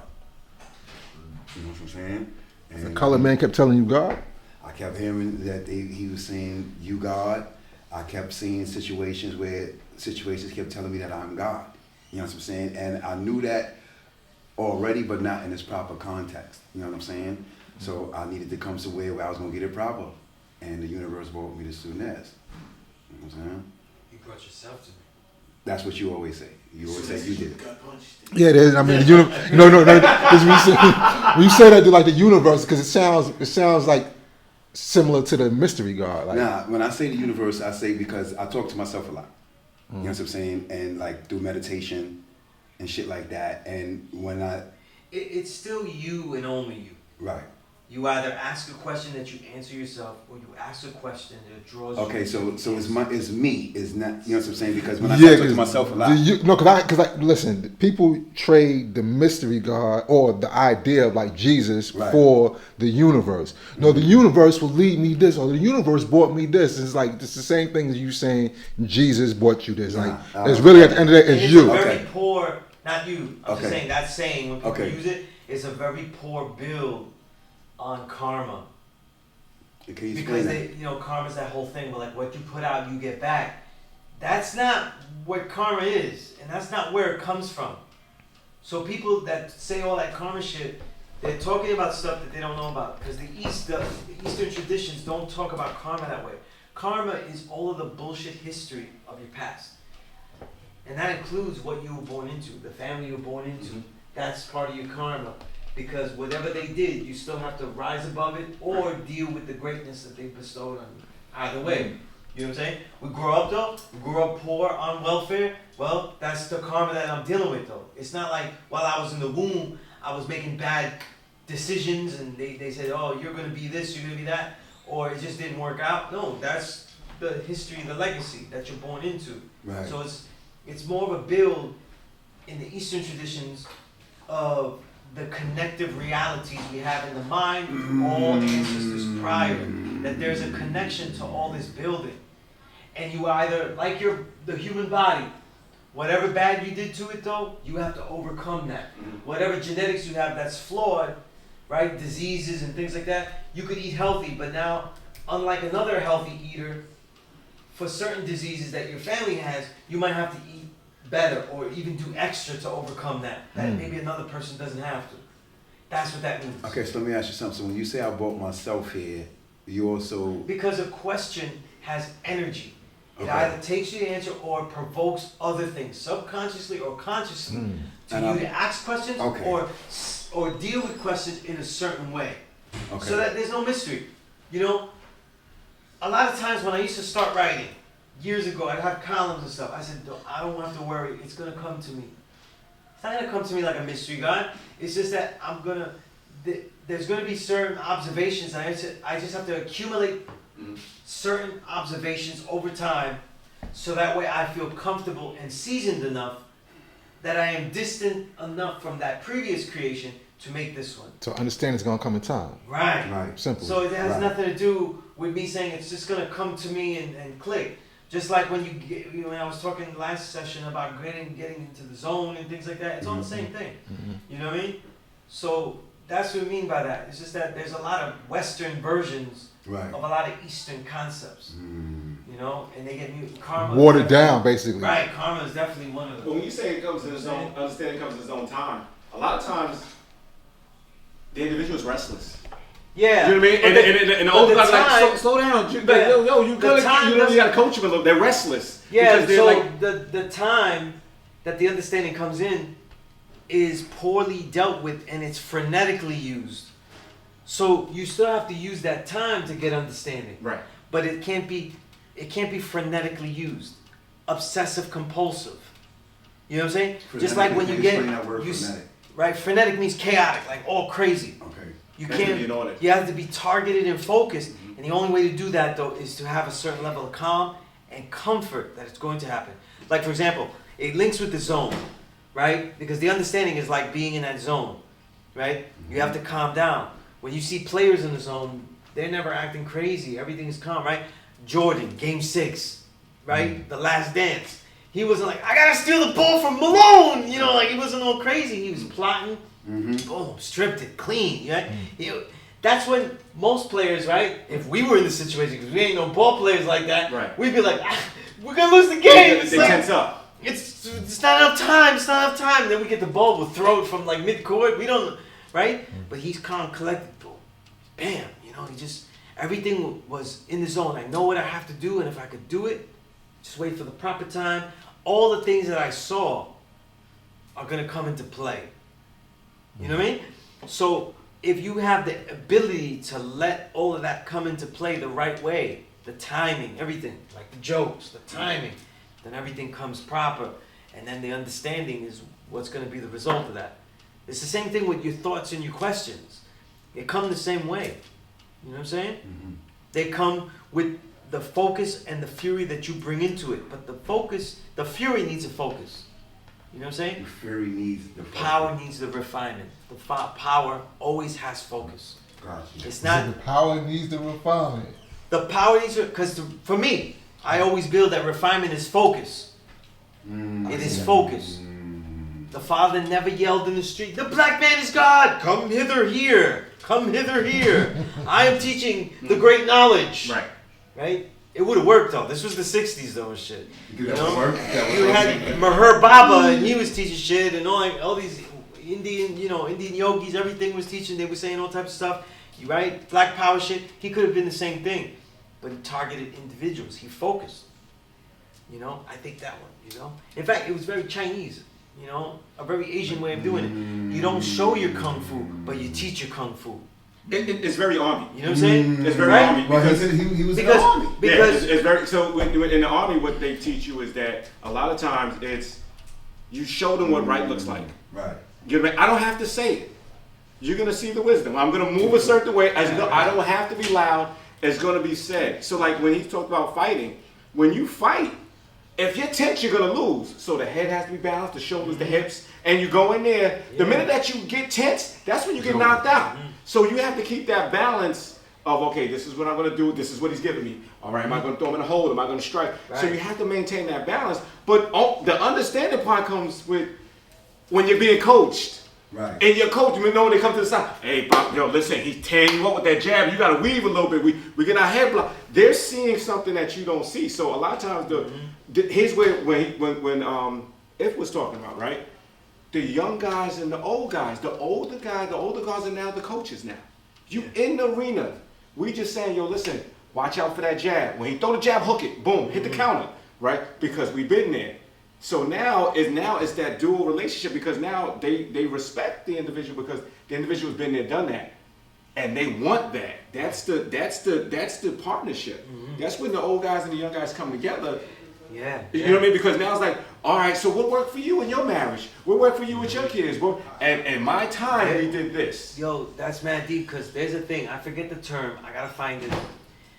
But in martial arts, there's a concept, and we learned it. But I learned the term in a Japanese martial arts book. I forgot the term, what it's called.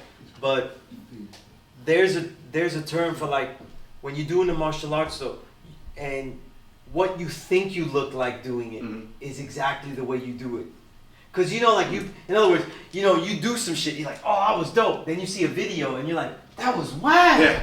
That shit look trash. So, and that's, you know what I mean? That's the crazy thing about understand. Oh, here, right. you So think there's a martial arts skill of like, are you able to move exactly how you think you move? And that's hard. And then when you move, do you know exactly how you actually really are moving? And that's really, really hard. That's really hard. That's a lot of the skill is in that. You know what I'm saying? A lot of skill, and it works with all things. That's why martial arts is so powerful on the mind too, because a lot of times, let's say people build, and they think that they're building in a way that people will understand, and it's not coming across like that. Other people are watching like, man, he's just yelling everything. He's not asking what they're understanding. He's saying things that they're not even up to. He didn't even ask what their lessons they're on. Like, he's skipping all these things. But in their mind, they're like, yo, I'm the true living God. I'm building hard in here. I'm just tearing this up here. I'm showing this youth what's going on. And it's not really working like that. So there's like a self-awareness of the body, though. You know what I mean? That's really like, people will see me share clips of my kung fu. Right. Of course, I'm sharing shit that looks pretty. Of course. Well, I'm not showing you the bad punches. Not the shit that I, you know what I mean? Or the parts where I punch and I was like, God damn, this dummy hurt. You know what I mean? But like, most of that was because I was trying to see like, am I moving the way I really want to, and the way that I think that I'm moving? And I said this because I see as you do your moves, I see you make the move and you like, nah. Then you do it again. Right, like, yeah. I can see you're conscious of your people movement. see like, they'll see clips, but a lot of time I'm spending like 5 whole minutes doing this. Right. You know what I mean? Like just making it so. And then action. You know what I mean? Like it's the rehearsal, right? And Right? then, Yeah. And it's like that repetitive nature. That Boy, it's dangerous. And that's the part that, Right, yeah. like, I saw something the other day, right? And some of the older guys, I don't know, I think it was a rally in somewhere else, right?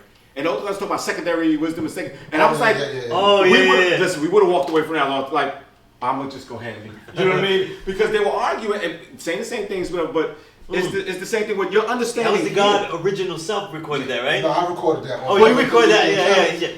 But you're seeing that what happens that you're. I didn't see the end of that though. He did record it. No, I put up the extended version of it. Oh, okay, I gotta see because I didn't see the answer in his clip, and I was like, damn, I ain't seen how he showed and proved that. Yeah, right. Well, I mean, there were different understandings of secondary, or Is wisdom secondary but most necessary? Because I mean, the way I'm taught, like knowledge is first, right, and wisdom is second. But wisdom is secondary. It's literally. And literally said like that's what I said. You would have been like this. I'm leaving now. Listen, my wisdom is supreme. For me, I didn't hear the whole bill, but for me, the whole thing is really about the pedagogical technique with women. You don't tell people that what their worth is secondary, no matter what. Yeah, no, but see, we're not. And that's another sub part of the discussion because wisdom is not the woman. We're not saying that. Right. But the principle of wisdom comes at. It can't be wise without knowledge. Because now what happens that you're recording actual someone's understanding and flaws. So up here, I may have an idea that you think is like this is amazing, and I say it comes out as soon as it's like, go home. Yeah. You know what I mean? Like no. Listen. I got a call yesterday from Dark Kim. He said, "Y'all motherfuckers don't know what fucking mathematics is." No, because guess what? They all to me when they as I got older. What the fuck? As I got older, right?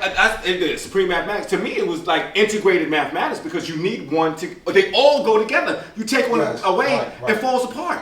You know what I mean? Yeah, if you take one, it falls apart. Right. So you can't skip the second step. Because what happens is that the wisdom part is that, remember, here's the old school rule, right?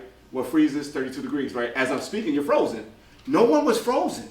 But that's they wasn't understanding his wisdom. They weren't frozen. That's where the most necessary part comes in. And that's what you got to practice. practice. Most necessary. Now you get into the definition because there is a definition of secondary when you add the suffix "ary" to it. Then it makes it less than. Right, but that's not how it's manifested here. It's like because when you say secondary, but most necessary, then it's almost like a oxy, like. So if you take the but away and you put the and, you see what I mean? It just the wording. So you have the wordsmith here, right? So but you don't want one weapon. Right. You want multiple weapons because everything is not going to work. But really, the fight in that is because of the woman. No matter what, the issue with that term is because that was always told to women. You're secondary but most necessary because people couldn't really show the woman their place was of a magnificent value. You know what I'm saying? Until you see, like how we say, the mother is the first teacher of the child, right? And they kind of help us develop our understanding because they get to see what what our interests are. They get to see us, and then they'll kind of like nurture us in those realms. Yeah. My mother gave me a jump rope one day, right, for a gift. And I was like, what the hell is this, right? And she has, son, you have no coordination. My mother put me in ballet and gave me a jump rope, right? She says, no, like, you want to play football, you can't juke nobody, you sure? She gave me a jump rope. You like Herschel Walker. Now I got a little bit of game, right? But in the beginning, she's like, you need this, right? And I'm like, a jump rope? I'm not a girl, right? But what do you see most of the boxers? And now I'm doing it. I'm like, thank you, Mom. You know what I mean? Because she had an understanding that I didn't have, right? And my father was like, he's like martial arts and boxing and stuff like that. And he saw the jump rope. He tried to take that shit, right? He was like, oh, this is a nice jump rope because it was like leather. And I didn't appreciate it. Yeah. It was a real jump rope. It wasn't no girl jump rope. And she's like, this is mijo, this is for you. And I'm like, Mom, I ain't no jump rope. You know what I mean? But she was like, you uncoordinated. You a little this. And then she showed me, and I'm like this. It was bad, bro. I'm doing it backwards, I'm doing forward. And then it started getting to the rhythm. And now I'm out there with the girls, jumping double dutch, trying not to get caught out there. But when you start looking at how your understanding gets developed, right? That mom culture, that food, when you having a long day, soon as you got writer's block, what do you want, some rice and this? I don't get writer's block. Oh, I'm sorry.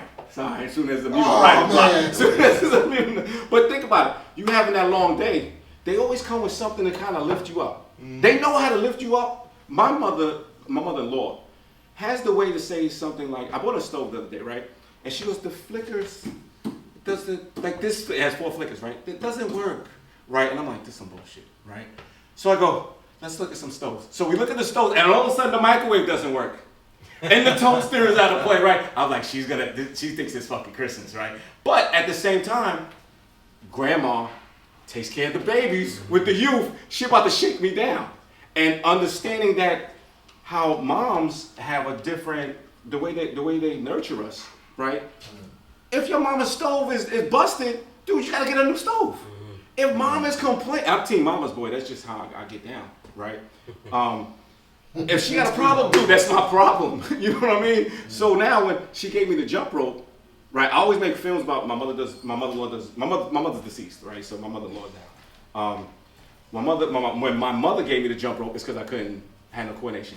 She put me in dance. She put me in tap and ballet, 2 of the hardest fucking dances that you could do. And I got no rhythm, right?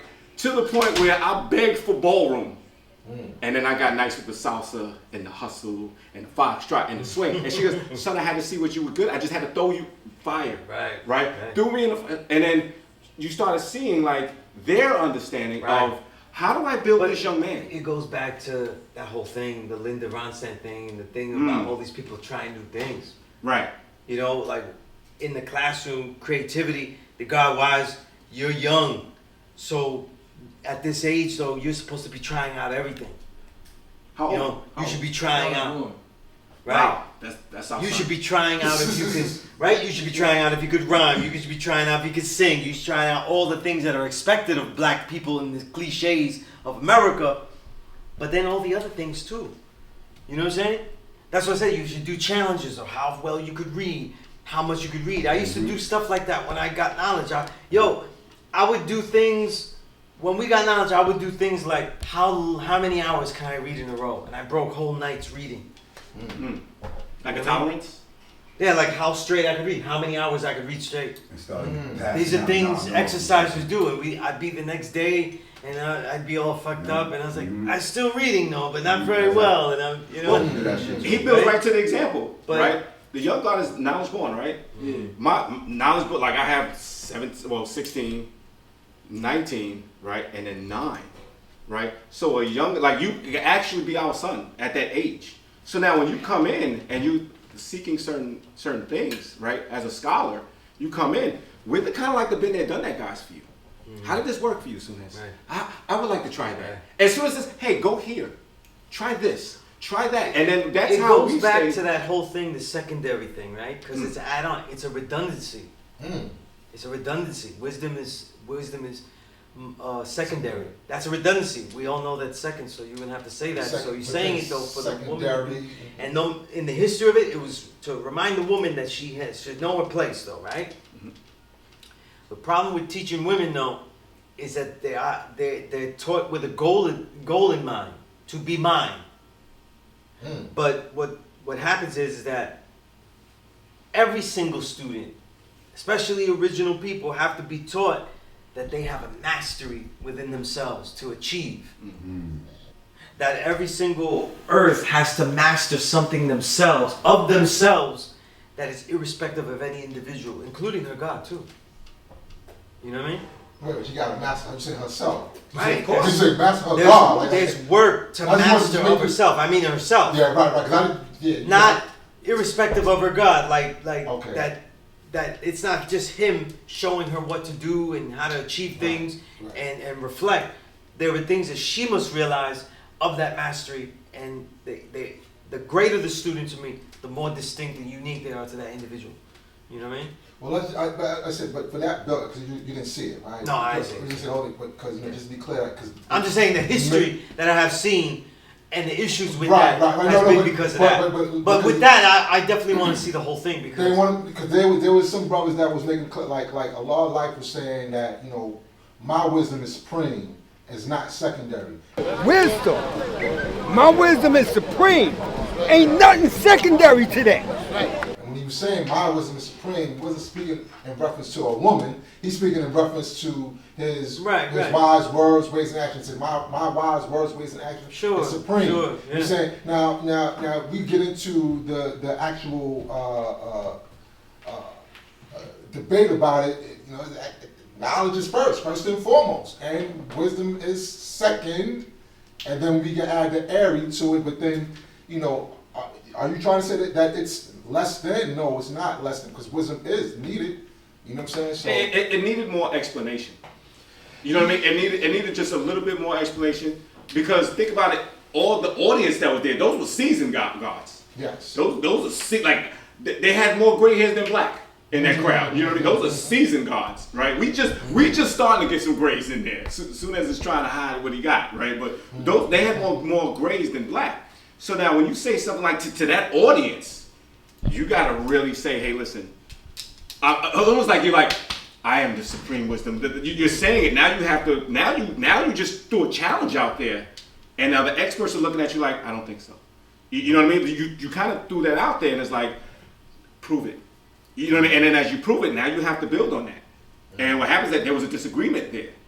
But normally you get the head nods, you didn't get that. You got more, and then you got like other people intervening, and you kind of lost the cycle. and see, no, and I think that's, you know, because Dark Henry called me up. He just like, you're showing this on the, you know, a law school channel, like you know, like, because really, like for me, it's like it's almost like a mirror. So Right. you can't teach a 5% anything, Right. right? But at the same time, you put a mirror up, you say like, look, you got a book in your nose. Yeah.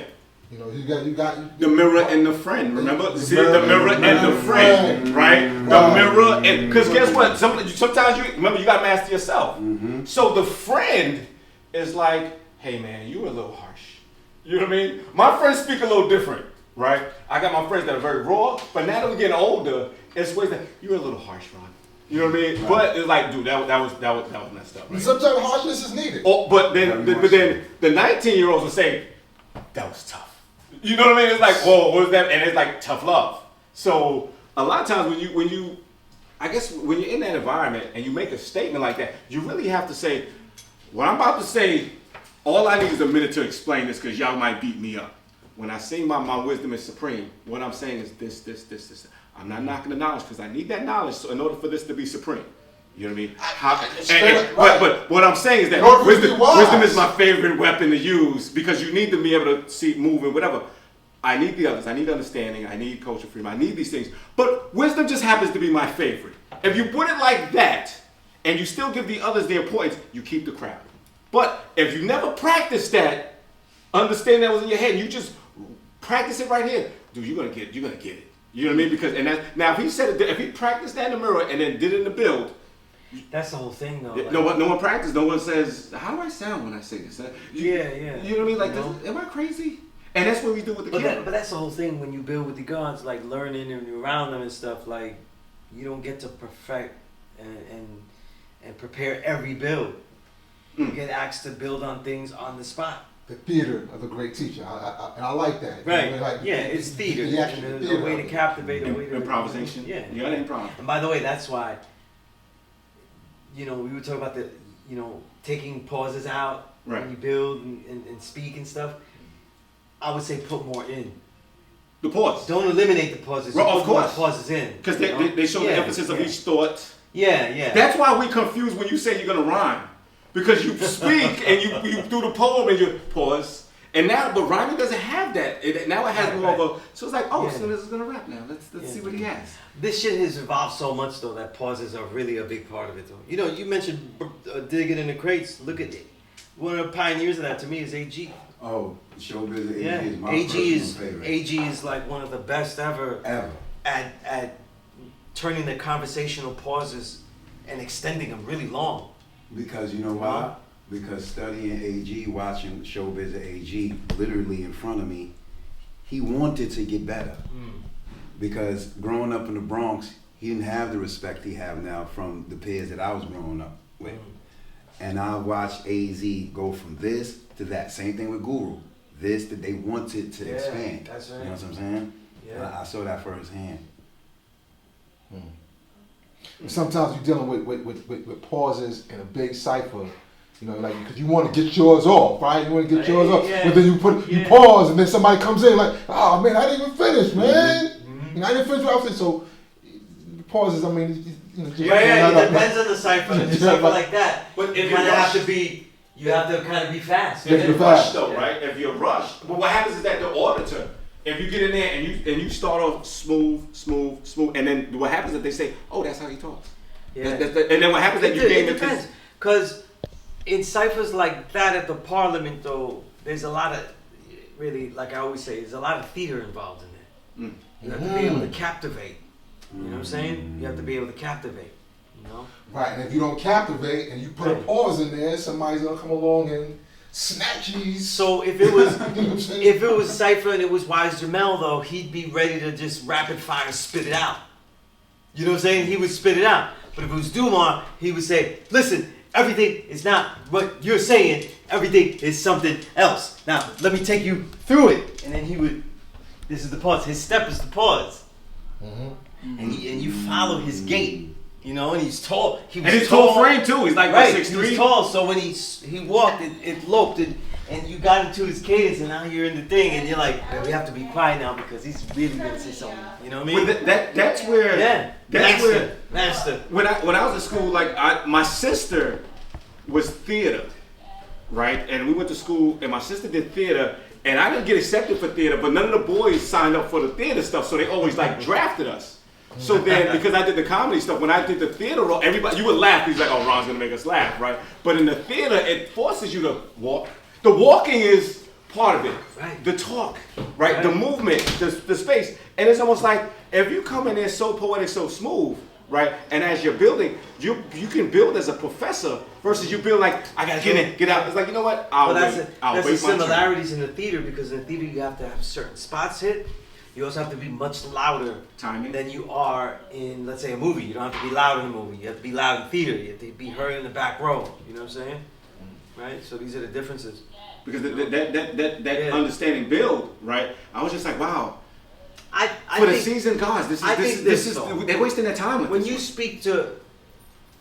When you speak to bigger groups, it's like the classroom. You turn everything. I was thinking Dumar because Dumar used to turn every cipher into a classroom. Just people didn't notice that. You know what I mean? So like when he would speak though, he's capturing the individuals. You know what I'm saying? And he's sensing what the individual is interested in, and he builds with that. He steps in with that. He furthers that. And every time he's walking around though, it looks like he's going different places and using it as pauses, but he's basically coming back and regrouping and looking at what he has captured. Who's being captivated, who's not being captivated. You know what I mean? But Juma used to check on us in school. Juma used to come to the high school, and he had a relationship with our principal. Like, and the relationship, he knew he's like, who's 5% is in? And they're like, Ronnie, come here. Right? And we end up in the office, and then he would bomb us, right? And he's like, well, what's your grades like? I'm like, yeah, like C+, B-, whatever. He's like, why? You know what I mean? And I would say, hey, I'm not a strong scholar, right? But then I'm like, I don't know you, Mr. Who you? You know what I mean? And then the dialogue, right? And then he would say who he was and why he came to check up on us. It was me and my buddy Sharif, right? And he was the only one in our school. And then when he came and he was like, do you understand what you have, old guy, young guy? Do you understand the powers that you possess right now? You're squandering it there, young grasshopper. You're letting this, you know what I mean? He can't bomb us like he would bomb an adult. Because we're children. Of course. So he's more or less nurturing where it's like, guys, you're wasting your opportunity. You're wasting your opportunity here. And then what happens is he started just coming to the school every now and then checking on us. Right? And those little like, yo, the God, how do you in school? You don't get challenged in school. Like this is school. Nah, there was no I guess no boundaries when it came to like once they do, like, yeah, let me. And because he had a relationship with our principal, she would pull him. It's like, yeah, I know you. We go up there. I have two of them right here, right? And guess what? They're not acting right. And they kind of knew who had the influence over you. You mean because of that culture that you're in, right. Especially like in our teen years. Support systems. That's important. I mean, he would come in there and he always had like a suit on. Right, and you thought like he was somebody else, like was he an attorney or something? You know what I mean? Like who is this guy? And then when you got to know him, it was like, oh. And then when you noticed that the relationships that he had with other with the older guards, and you know, oh, he's very he's kind of like the mayor, right? You know what I mean? We would say, I didn't know then he was the national spokesperson. Yeah. So in those years, I was in high school from '94 to '98, right? He would come into the school. And he was like, oh, you two come in, and then we would come. And he kind of knew our schedule. Him and Father Bouchon, because Father Bouchon lived like around the corner. And Father Bouchon, this way had the dreads. He would come and he's like, yeah, let me talk to y'all. And right after school, we had to build with him. You know what I mean? We got our book bags on. And now come in. Shit. You know what I mean? And we didn't escape that. You know what I mean? And they was just wondering like, hey, so what's next for you? You know what I mean? Are you doing a college thing? You doing me? I was like, I'm full bent on military. And I didn't know Father Bouchon was a soldier. So he's like, Ron, are you sure that's what you want? This, that. Most people knock it. He was like, are you sure that's what you want? I was like, yeah, this college is not for me. He's like, just know what you're getting into. Just know this, know that. And then he was kind of like supportive, where others were like, no. Which was like, I guess it was refreshing. You know what I mean? Like, this is what I want. And finally somebody didn't push back. But I didn't know he was from that. A lot of guys you don't know that has a military background. But then I hear the stories of Allah, right? And then you look at how they train us in the military, I'm like, no, that's Army. You know what I mean? You don't have to be like this. I could just walk and you could see it. And what happens is that it's like, who is that right there? You know what I mean? Your ways and actions, and from what I hear, very quiet, not really outspoken. But these are like secondhand accounts, right? But you know, it's like some guys me, I'm animated. I'm an animated guy. Only in my realm. You know what I mean? Only in my realm. No, most of the time I'm just pretty quiet. But if you find me in the gym or you find me around my buddies, I'm like Hulk Hogan on. You know what I mean? Like, but it's just like that understanding when I saw that, I was like, why are they wasting their time on this? I was like, change the topic. You know what I mean? Change the topic. I think that when I was getting knowledge, there was always an ambivalence against writing plus lessons. But all the elders I was really learning from, they was writing plus lessons. They was writing down, and it was Dumar who gave me the realization that when I teach and I actually say something that I think is unique and useful, I'm gonna write that as a plus lesson as a teaching, so I don't forget.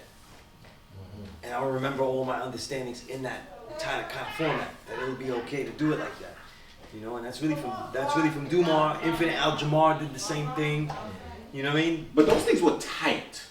Like typewriter Oh type. yeah, typewriter like, type. Yeah, word processor. Yeah. You know what I mean? Like if you can do 90 minutes on that, you should be able to do like 2 something on these. Those things were typed. Yeah. You know what I mean? So that means that person really took the time, and those were typed. Yeah. So you know. Yeah, but then there was a few plus lessons of that time period that was some garbage. Right. That wasn't right. You know, or they had some ham in it. You know, so you got to like you know, had to really sit through that stuff. Right. So you had to really be on point. So I know why a lot of guards would be against a lot of those plus lessons. Absolutely, yeah. Those plus lessons, you know, like they sometimes led people in different directions. I think it's really Mecca that really started to make more plus lessons and write things down, even if they got it wrong. Like, you know, when they go the greatest story never told, people argue about that. Oh yeah, that's another right? one. Right. But they were like, we have to write something down. And a lot of it was because of the prisons too. They wanted to give something when people mail things here, to have something to give. Can I ask the layers. Go ahead. What was the greatest story never told? Because That's a plus lesson about the father's history. Okay. Yeah, and there was some things that was in there that wasn't accurate. You know what I'm saying? It's But, not you know, accurate. So Some of it is not as chronologically Lord strong. Jamal's song, The Greatest Story Never Told, is that accurate? I can't. Oh, speak well, on that. Lord Jamal, from what I remember, yeah, that's pretty much It's this. pretty accurate? Yeah, pretty much, yeah. Okay. There aren't major flaws in that. Okay. He didn't say the earth was flat on that song. I'm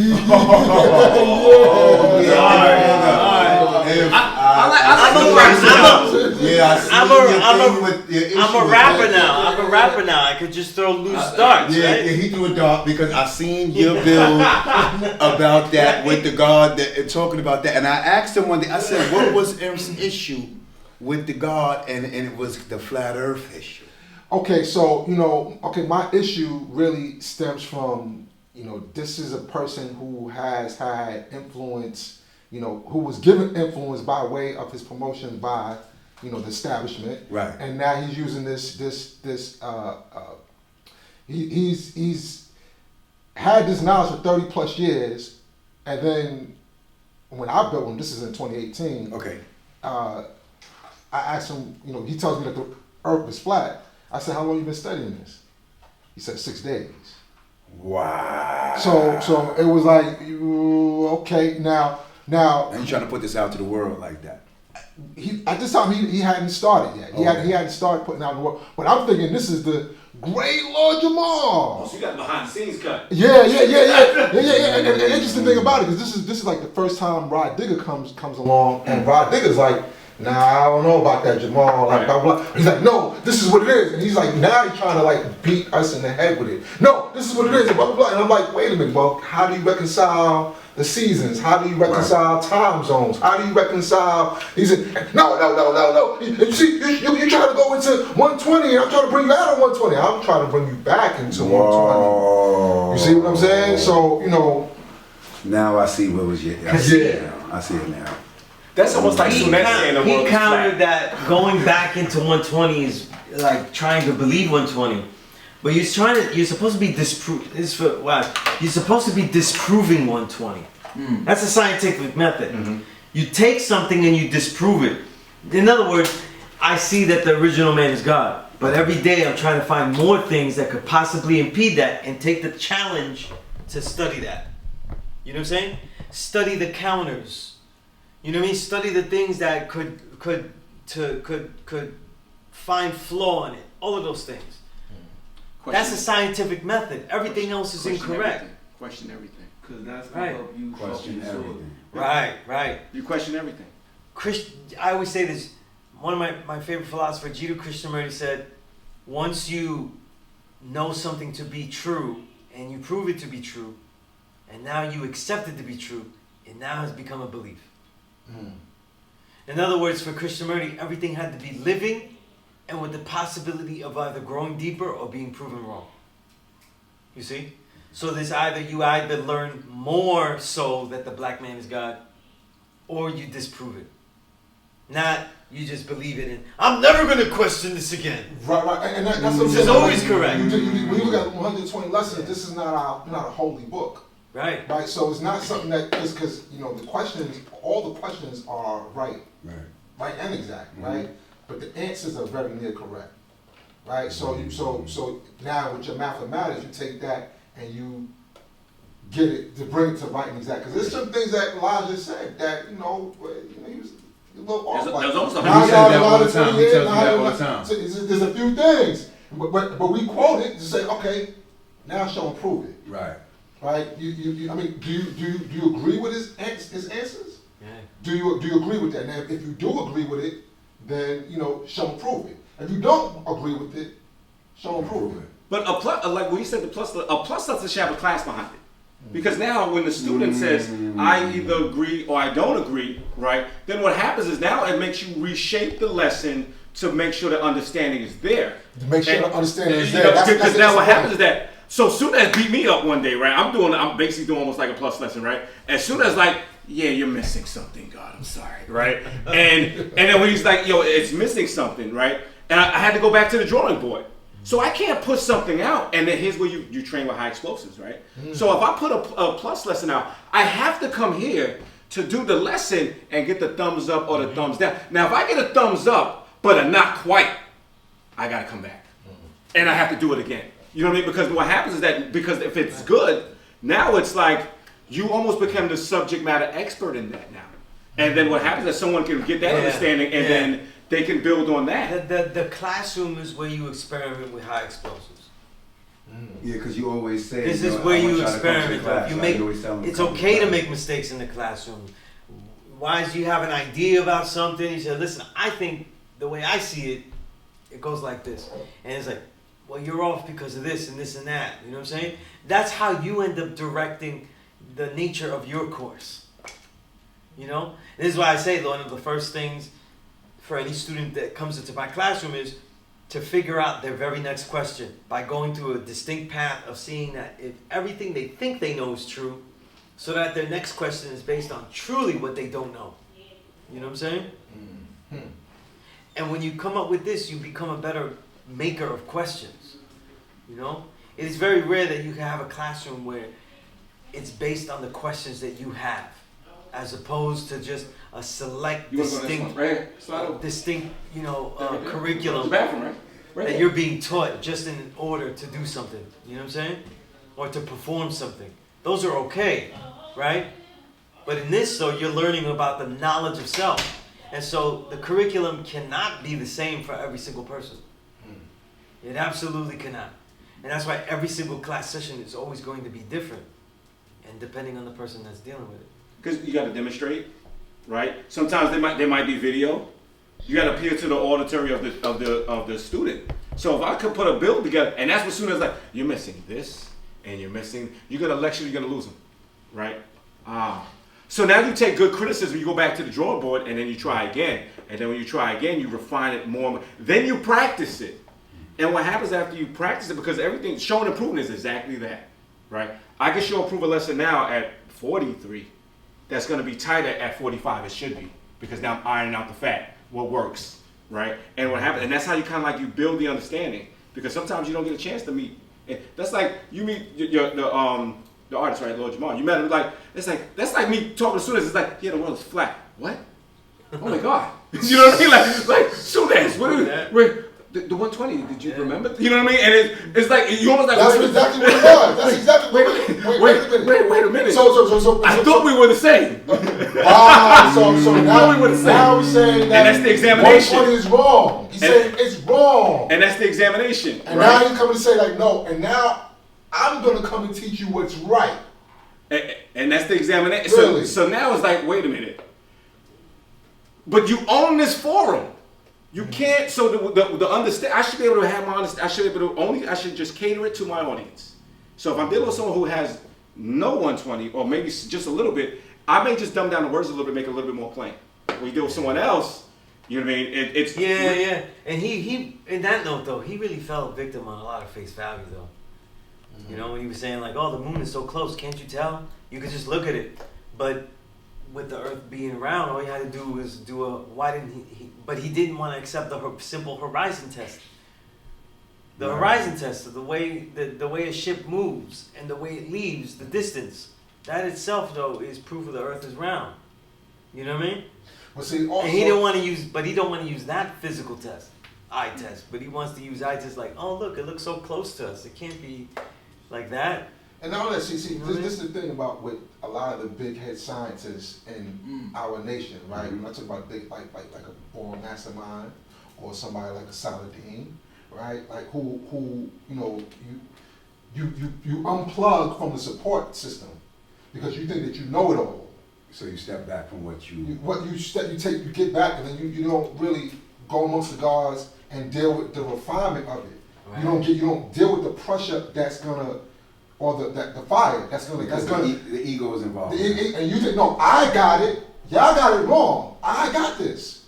I got it all figured out. I got the reason why we're all fucking up. Or the reason why we're dealing with this. I got the answer to this. So y'all are fucking up as opposed to going and actually building with them and looking at taking those questions and then knowing what answer to how to respond and come back with more questions. Right. So that we can actually get this right and exact. But the flip side of understanding is what? Misunderstanding. So you really have to I don't know. Me, maybe because I'm more military than anything, right? Fear. I use fear of failure, right? And you hear this with a lot of military guys, right? We use fear, and policemen. The fear of failure is why we study hard. Fear is why we go over the lessons, why we practice, why we rehearse, why we do these things, because the failure can be your life, or it could be embarrassment, or it could be to your peers. You don't know what the hell you're talking about. And everybody wants to have that credibility of, hey, he's good to go. Or that guy's solid. Right. You know what I mean? Right. And amongst your peers, and that's where the examination. So now, if in that situation, if it's like, hey, this is the God, and then he acts he's like, whoa. Right. You know what I mean? And so then another concept we teach is like, whoever you idolize, throw the questions at them too. Right. You know what I mean? Challenge them too, because at one point, if it's right, that the whole concept of the support system, you know what I'm saying? Because if I ever have an idea, everything is pitched to people. So people thinking they see stuff, they don't see me say anything not incorrect. You know what I'm saying?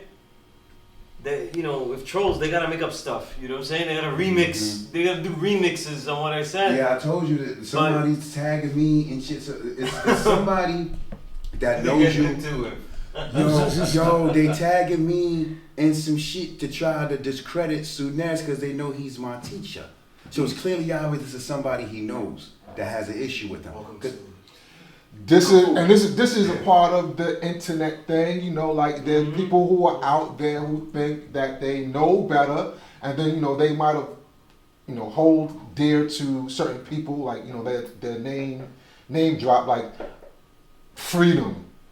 Freedom's not here. Right. You know what I'm saying? Or name drop Allah B. Allah Right. B's not here. Right. But those are my guys, and they said this and this, that, and third. But you are so far outside of the cipher Right. that you don't even really realize.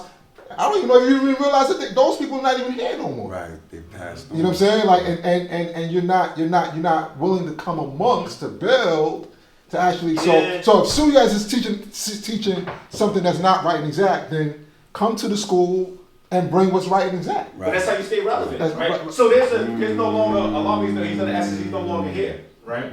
And me and Allah went back and forth a lot, right? Because a lot of the time I didn't understand shit, and he just got punched you, right? As the older guards do, right? And then, but what happens that, so he's no longer here, but now you have a new student on the rise, and they stay fresh. And what happens that the passing of the torch, right? So as much as you start looking at, that's why I laugh at the guys like Darkim, because Darkim don't want to get old, but he's now stepping into that role of an elder. But he, you know what I mean? Like he's like, yo, Darkim, you know you're elder, right? Nah, just leave me. You know, like he's slowly embracing it. But You know what? he's slowly the guys that coming. we're talking about, like, why is Jamal? I said, why is Jamal Infant Al Jamar and Dumar? When I was getting knowledge, though, they didn't like to be called elder either. Yeah, you see it now, right? Yeah. And then like Wise Jamal when he found out like I was in the Marines, he would just call me Devil Dog. I'm like, oh, okay, all right. You know what I mean? And that was our little connection. But there's a difference between the soldiers that build, then when the Marines build, and then when your average guard builds, right? It's just you'll see a little bit more like he was on fire. You said soldiers and Marines? Yeah, so it's a little rivalry within the military branches. You talk about army people. Right, yeah, so military. Armies and soldiers, you're saying? Yeah. So Okay. military, like you got Navy. You're a Marine. I'm actually both, God. I'm actually both. So when I left high school, I went into the Marines. I earned that title, and I did my time there, and I became a cop. Then in 2020, because I'm doing a ministry role, I went back into the Army, did their basic training, earned that title too, and then went through their school system and did their wars and like deployed with them. So I'm actually a soldier too. But it's the same thing when you show and prove. You can show and prove anywhere. So when they do things in the military where a brief, right? A brief, I have to, if I have commanders and people in my area, I have to in 2 minutes tell you what we're doing, why we're doing it, and why is it significant. Get even, right? Why is it significant to you? And then the next person goes, and then the next person goes. You really have to keep that brief. So when you see guys build, like we was talking about the cadence, I'll go with the brief and I'll say, hey, listen, good evening, gentlemen, staff. This is what we're going to be doing, X, Y, and Z, and we want to execute, and this is the support. Boom, and I step back and I'm out. When people rush, nobody heard you. They do to get theirs off, like you said, but nobody really heard you. Then what happens after you do the build? That's what everybody wants. Explain the thing of redemption, right? And karma. Go into the karma. It's like, no, it's not what you think. You almost have to recap what you built on. It's not what you put out, you get back. Right. It's almost the cards that you dealt. And how do you play them? You know what I mean? And so that's how I took his build, right? And you got to exercise your knowledge. At the end of the day, you got to exercise. Like you got to explain. You bring it to the whole to actually shape and mold it. You'll hear the gods that have influence on you, right? So my gods was P.E.A.C.E, Father Divine, right? Freedom, right? Those are the gods in my neighborhood. So when I do a build, I have to be able to do the positive and the negative side of it. So if I do an understanding, I have to do a misunderstanding build, right? That was all freedom. Freedom was like everything has a positive, and then as a youngin', he was big on that. He's like everything has negative and positive to it, and you have to see both sides, son. And being that me and his kids went to school together, right? Then P.E.A.C.E was poetic. P.E.A.C.E was a lot like Sunez, right? With the pen, very poetic. They back up the history, they give their assessment, and then they build on something else, right? And then notice that, look at the similarities. P.E.A.C.E started rhyming, Now look who's rhyming, right? You see it now, right? So there's certain trends that you start seeing, right? Because now it's the passing of the guard. In the 40s, like we're in our free cypher years, we're looking at young guys, young men like you, like, you gotta take this. You gotta, even if it's bad, it'll teach you an understanding of what you don't have. It'll show you the principle of timing. It'll show you the principle of structure. It'll show you, dance will show you timing. You know what I mean? Theater will teach you timing, right? Get in these things and just to see what you're made of. And you might find out, dude, you might have the next Hollywood actor. Who knows? But when you get into these things, it's just, it will shape your understanding of why certain things are important. So when you see like Sunez go from, was it tendering? What was it called? Tender's trap. Tender's trap, right? It was just like when you now you're in the understanding, right? You're looking at this individual and they're saying it, and it's like, wow, this individual had a big idea. His understanding at one point was, this is what love is gonna be like.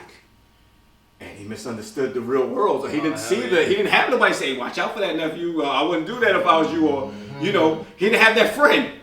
So so now he has to, sometimes you got to shape your own understanding. You know what I mean? And then sometimes when you see the lesson, it's like, I really should have understood that. I really should have understood how heavy this earth can be when it's on my shoulders. You know what I mean? Now I got to press it, right? And then but it's still, if you press it the wrong way, you don't time it right, you're going to hurt yourself. So a lot of times when you like that build with the understanding, I was just like, damn it, niggas, change the subject, bro. You know, like change the subject. They're going out there on tantrum, almost like. At the rally? Yeah, I was like, change the topic. You know what I mean? And sometimes it goes on like when they do the old parliaments. You should be able to have a 5-minute window to do your build. 30 seconds for everybody to take it in. Maybe somebody asks a question or two, and the next person jumps in. You know what I mean? But then what happens is that everybody says that, and you have the timekeeping and the enforcer. All right, that's it. Next, you want to go again? You got to sign back up. But it didn't have that type of structure. And then what happens is that the individual who came to say, all right, I want to see who's going to be dropping there, because the build is the beginning of the plus lesson. It's the seed of the plus lesson. Because if you build on something, it's like, the next thing, do I want to expound on that? And you expound on it, and then next you know but the plus lesson, if you write a plus lesson, you really have to come here and teach the plus lesson and take us how you got to that because now what happens is that we give you the thumbs up and we give you the credibility, and then it's added and says, hey, you got the Wednesday slot. You know what I mean? Or hey, this is going on. Now you're not doing a rush build in a cipher. You have a classroom from this time to this time, so it could be understood, it could be made understood. And guess what? Some people are gonna challenge it. So understanding is born through the weight of knowledge and wisdom. Yeah, those builds at the parliament, that to me that's the athletics. You gotta be athletic enough to be in there. And you gotta know somebody almost sometimes. You know what I mean? You can't just come up, who is that? And guess what? There should be certain individuals that should be like, oh yeah, Ron B, they hang out with Fakeem. They went to the movies and Freedom, they went in the studio together. Like there's certain things that there's another relationship that you have with an individual other than here. You know what I mean? There's another, like you have outside relationships with gods where you do the music stuff, right? You do the music stuff, and that's a light thing. But then if you took it to weight to something like that, then you and I might hang in the park, right? We might work out just like interests. Peace, peace, God.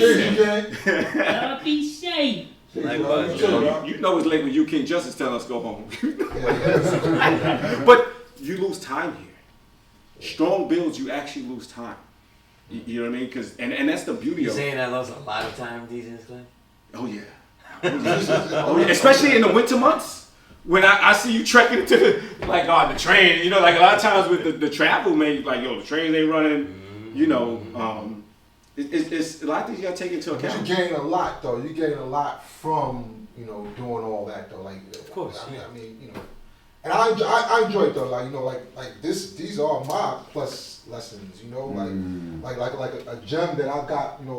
I keep repeating it. The theater of your understanding. Like so do you know one of the reasons that young gods as yourselves should go to parliament and things like that is because you need to be tested. You need to be able to see at the critical moment, what do you say that is most important, and you need to practice it. So that's the whole thing about a build, about building, sharing this mathematics, building mathematically with the 85. at this moment in time that I meet this person here, what's the most important thing that I could say to him? You know what I mean? Wow. It's real. We It's call it real. forward This is opposition. why, like, if the epicness of making a song, right? Because it's done and it stays there. It's out there. That's very comfortable to me. That aspect, because I'm used to saying things that have to be useful at that moment to that individual. You know, how well do you learn of the individuals you just meet and just speak? In a parliament cipher like that, you can't just survey everybody, right? Now you have to go with what is most sincere and most important to you, and then build on it, right? This is very difficult. These are the challenges that you have, that you need. I think you need them. Yeah. Challenges is really You need important. that. You know what I'm saying? Well, that's what he You need gave to me. God, what is the heart of the matter? The heart of the matter is you're a public servant, and your job is to protect people. And your job is to make sure the people who are protecting people know that they're responsible to protect people, not hurt them, protect them. Right. And know that they have a sincere responsibility and a sincere duty. How do you display that? You know what I mean? When all the darts are coming at you. And then they'll say, you hear the saying, nobody cares how much you know until they know how much you care. That's one argument. But then when I put a lesson together, the first thing I do after I put a lesson together or whatever, I opposition it. I become to my biggest hater.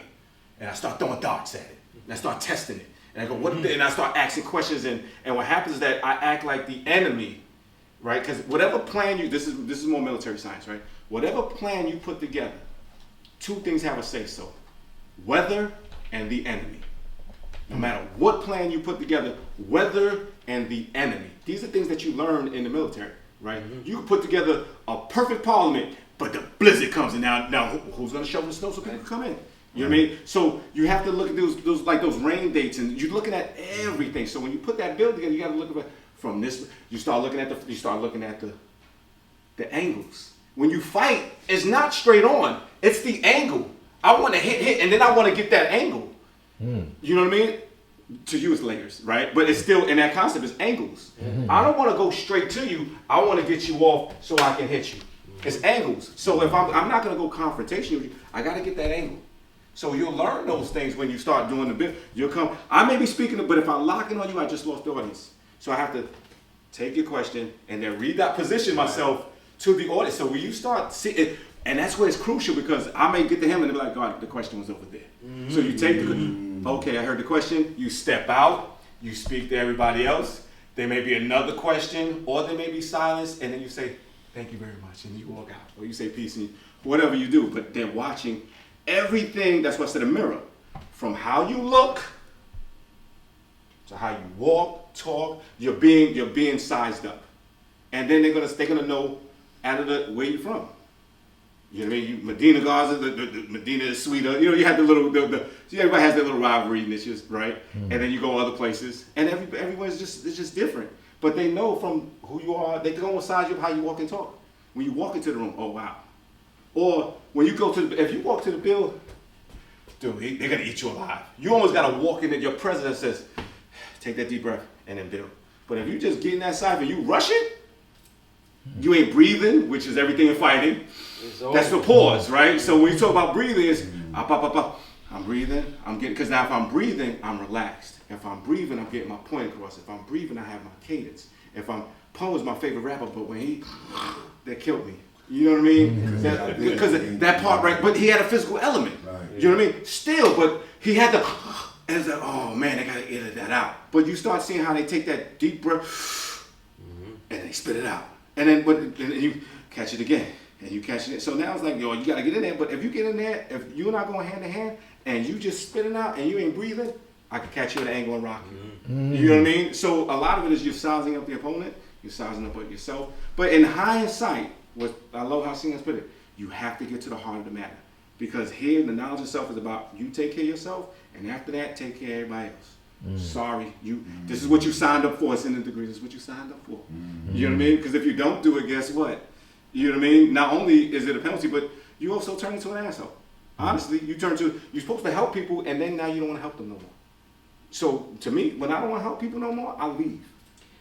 People people aren't. People are getting this knowledge and living under the guise of God and not taking the path of being a 5%er. And part of that though is being under that test though, you know? They don't want to be under that test though. And the problem is though is that when you go there, it's like when you learn in the classroom, that's where you make mistakes and you get taught. But the parliament though really is a classroom for brothers like yourself that are newborn, that are learning this. You know, like when you're in ciphers, you come to the school just to hang out though and see the elders that are here. That's supposed to be a challenge as well. But when you're in a parliament cipher and you get stuck having to build in a parliament cipher, that's a great challenge. Because what opportunity would you have to fail on a stage and not ruin anything? And when you look at it like that, then you understand it better. In other words, what I mean is, you get this knowledge and you go out there and you teach it all fucked up and you hurt people's lives. You give them ego instead of insights to responsibility. And you ruin their lives though. And you only devalue this knowledge more because you taught it wrong. You see what I'm saying? If Mecca did this.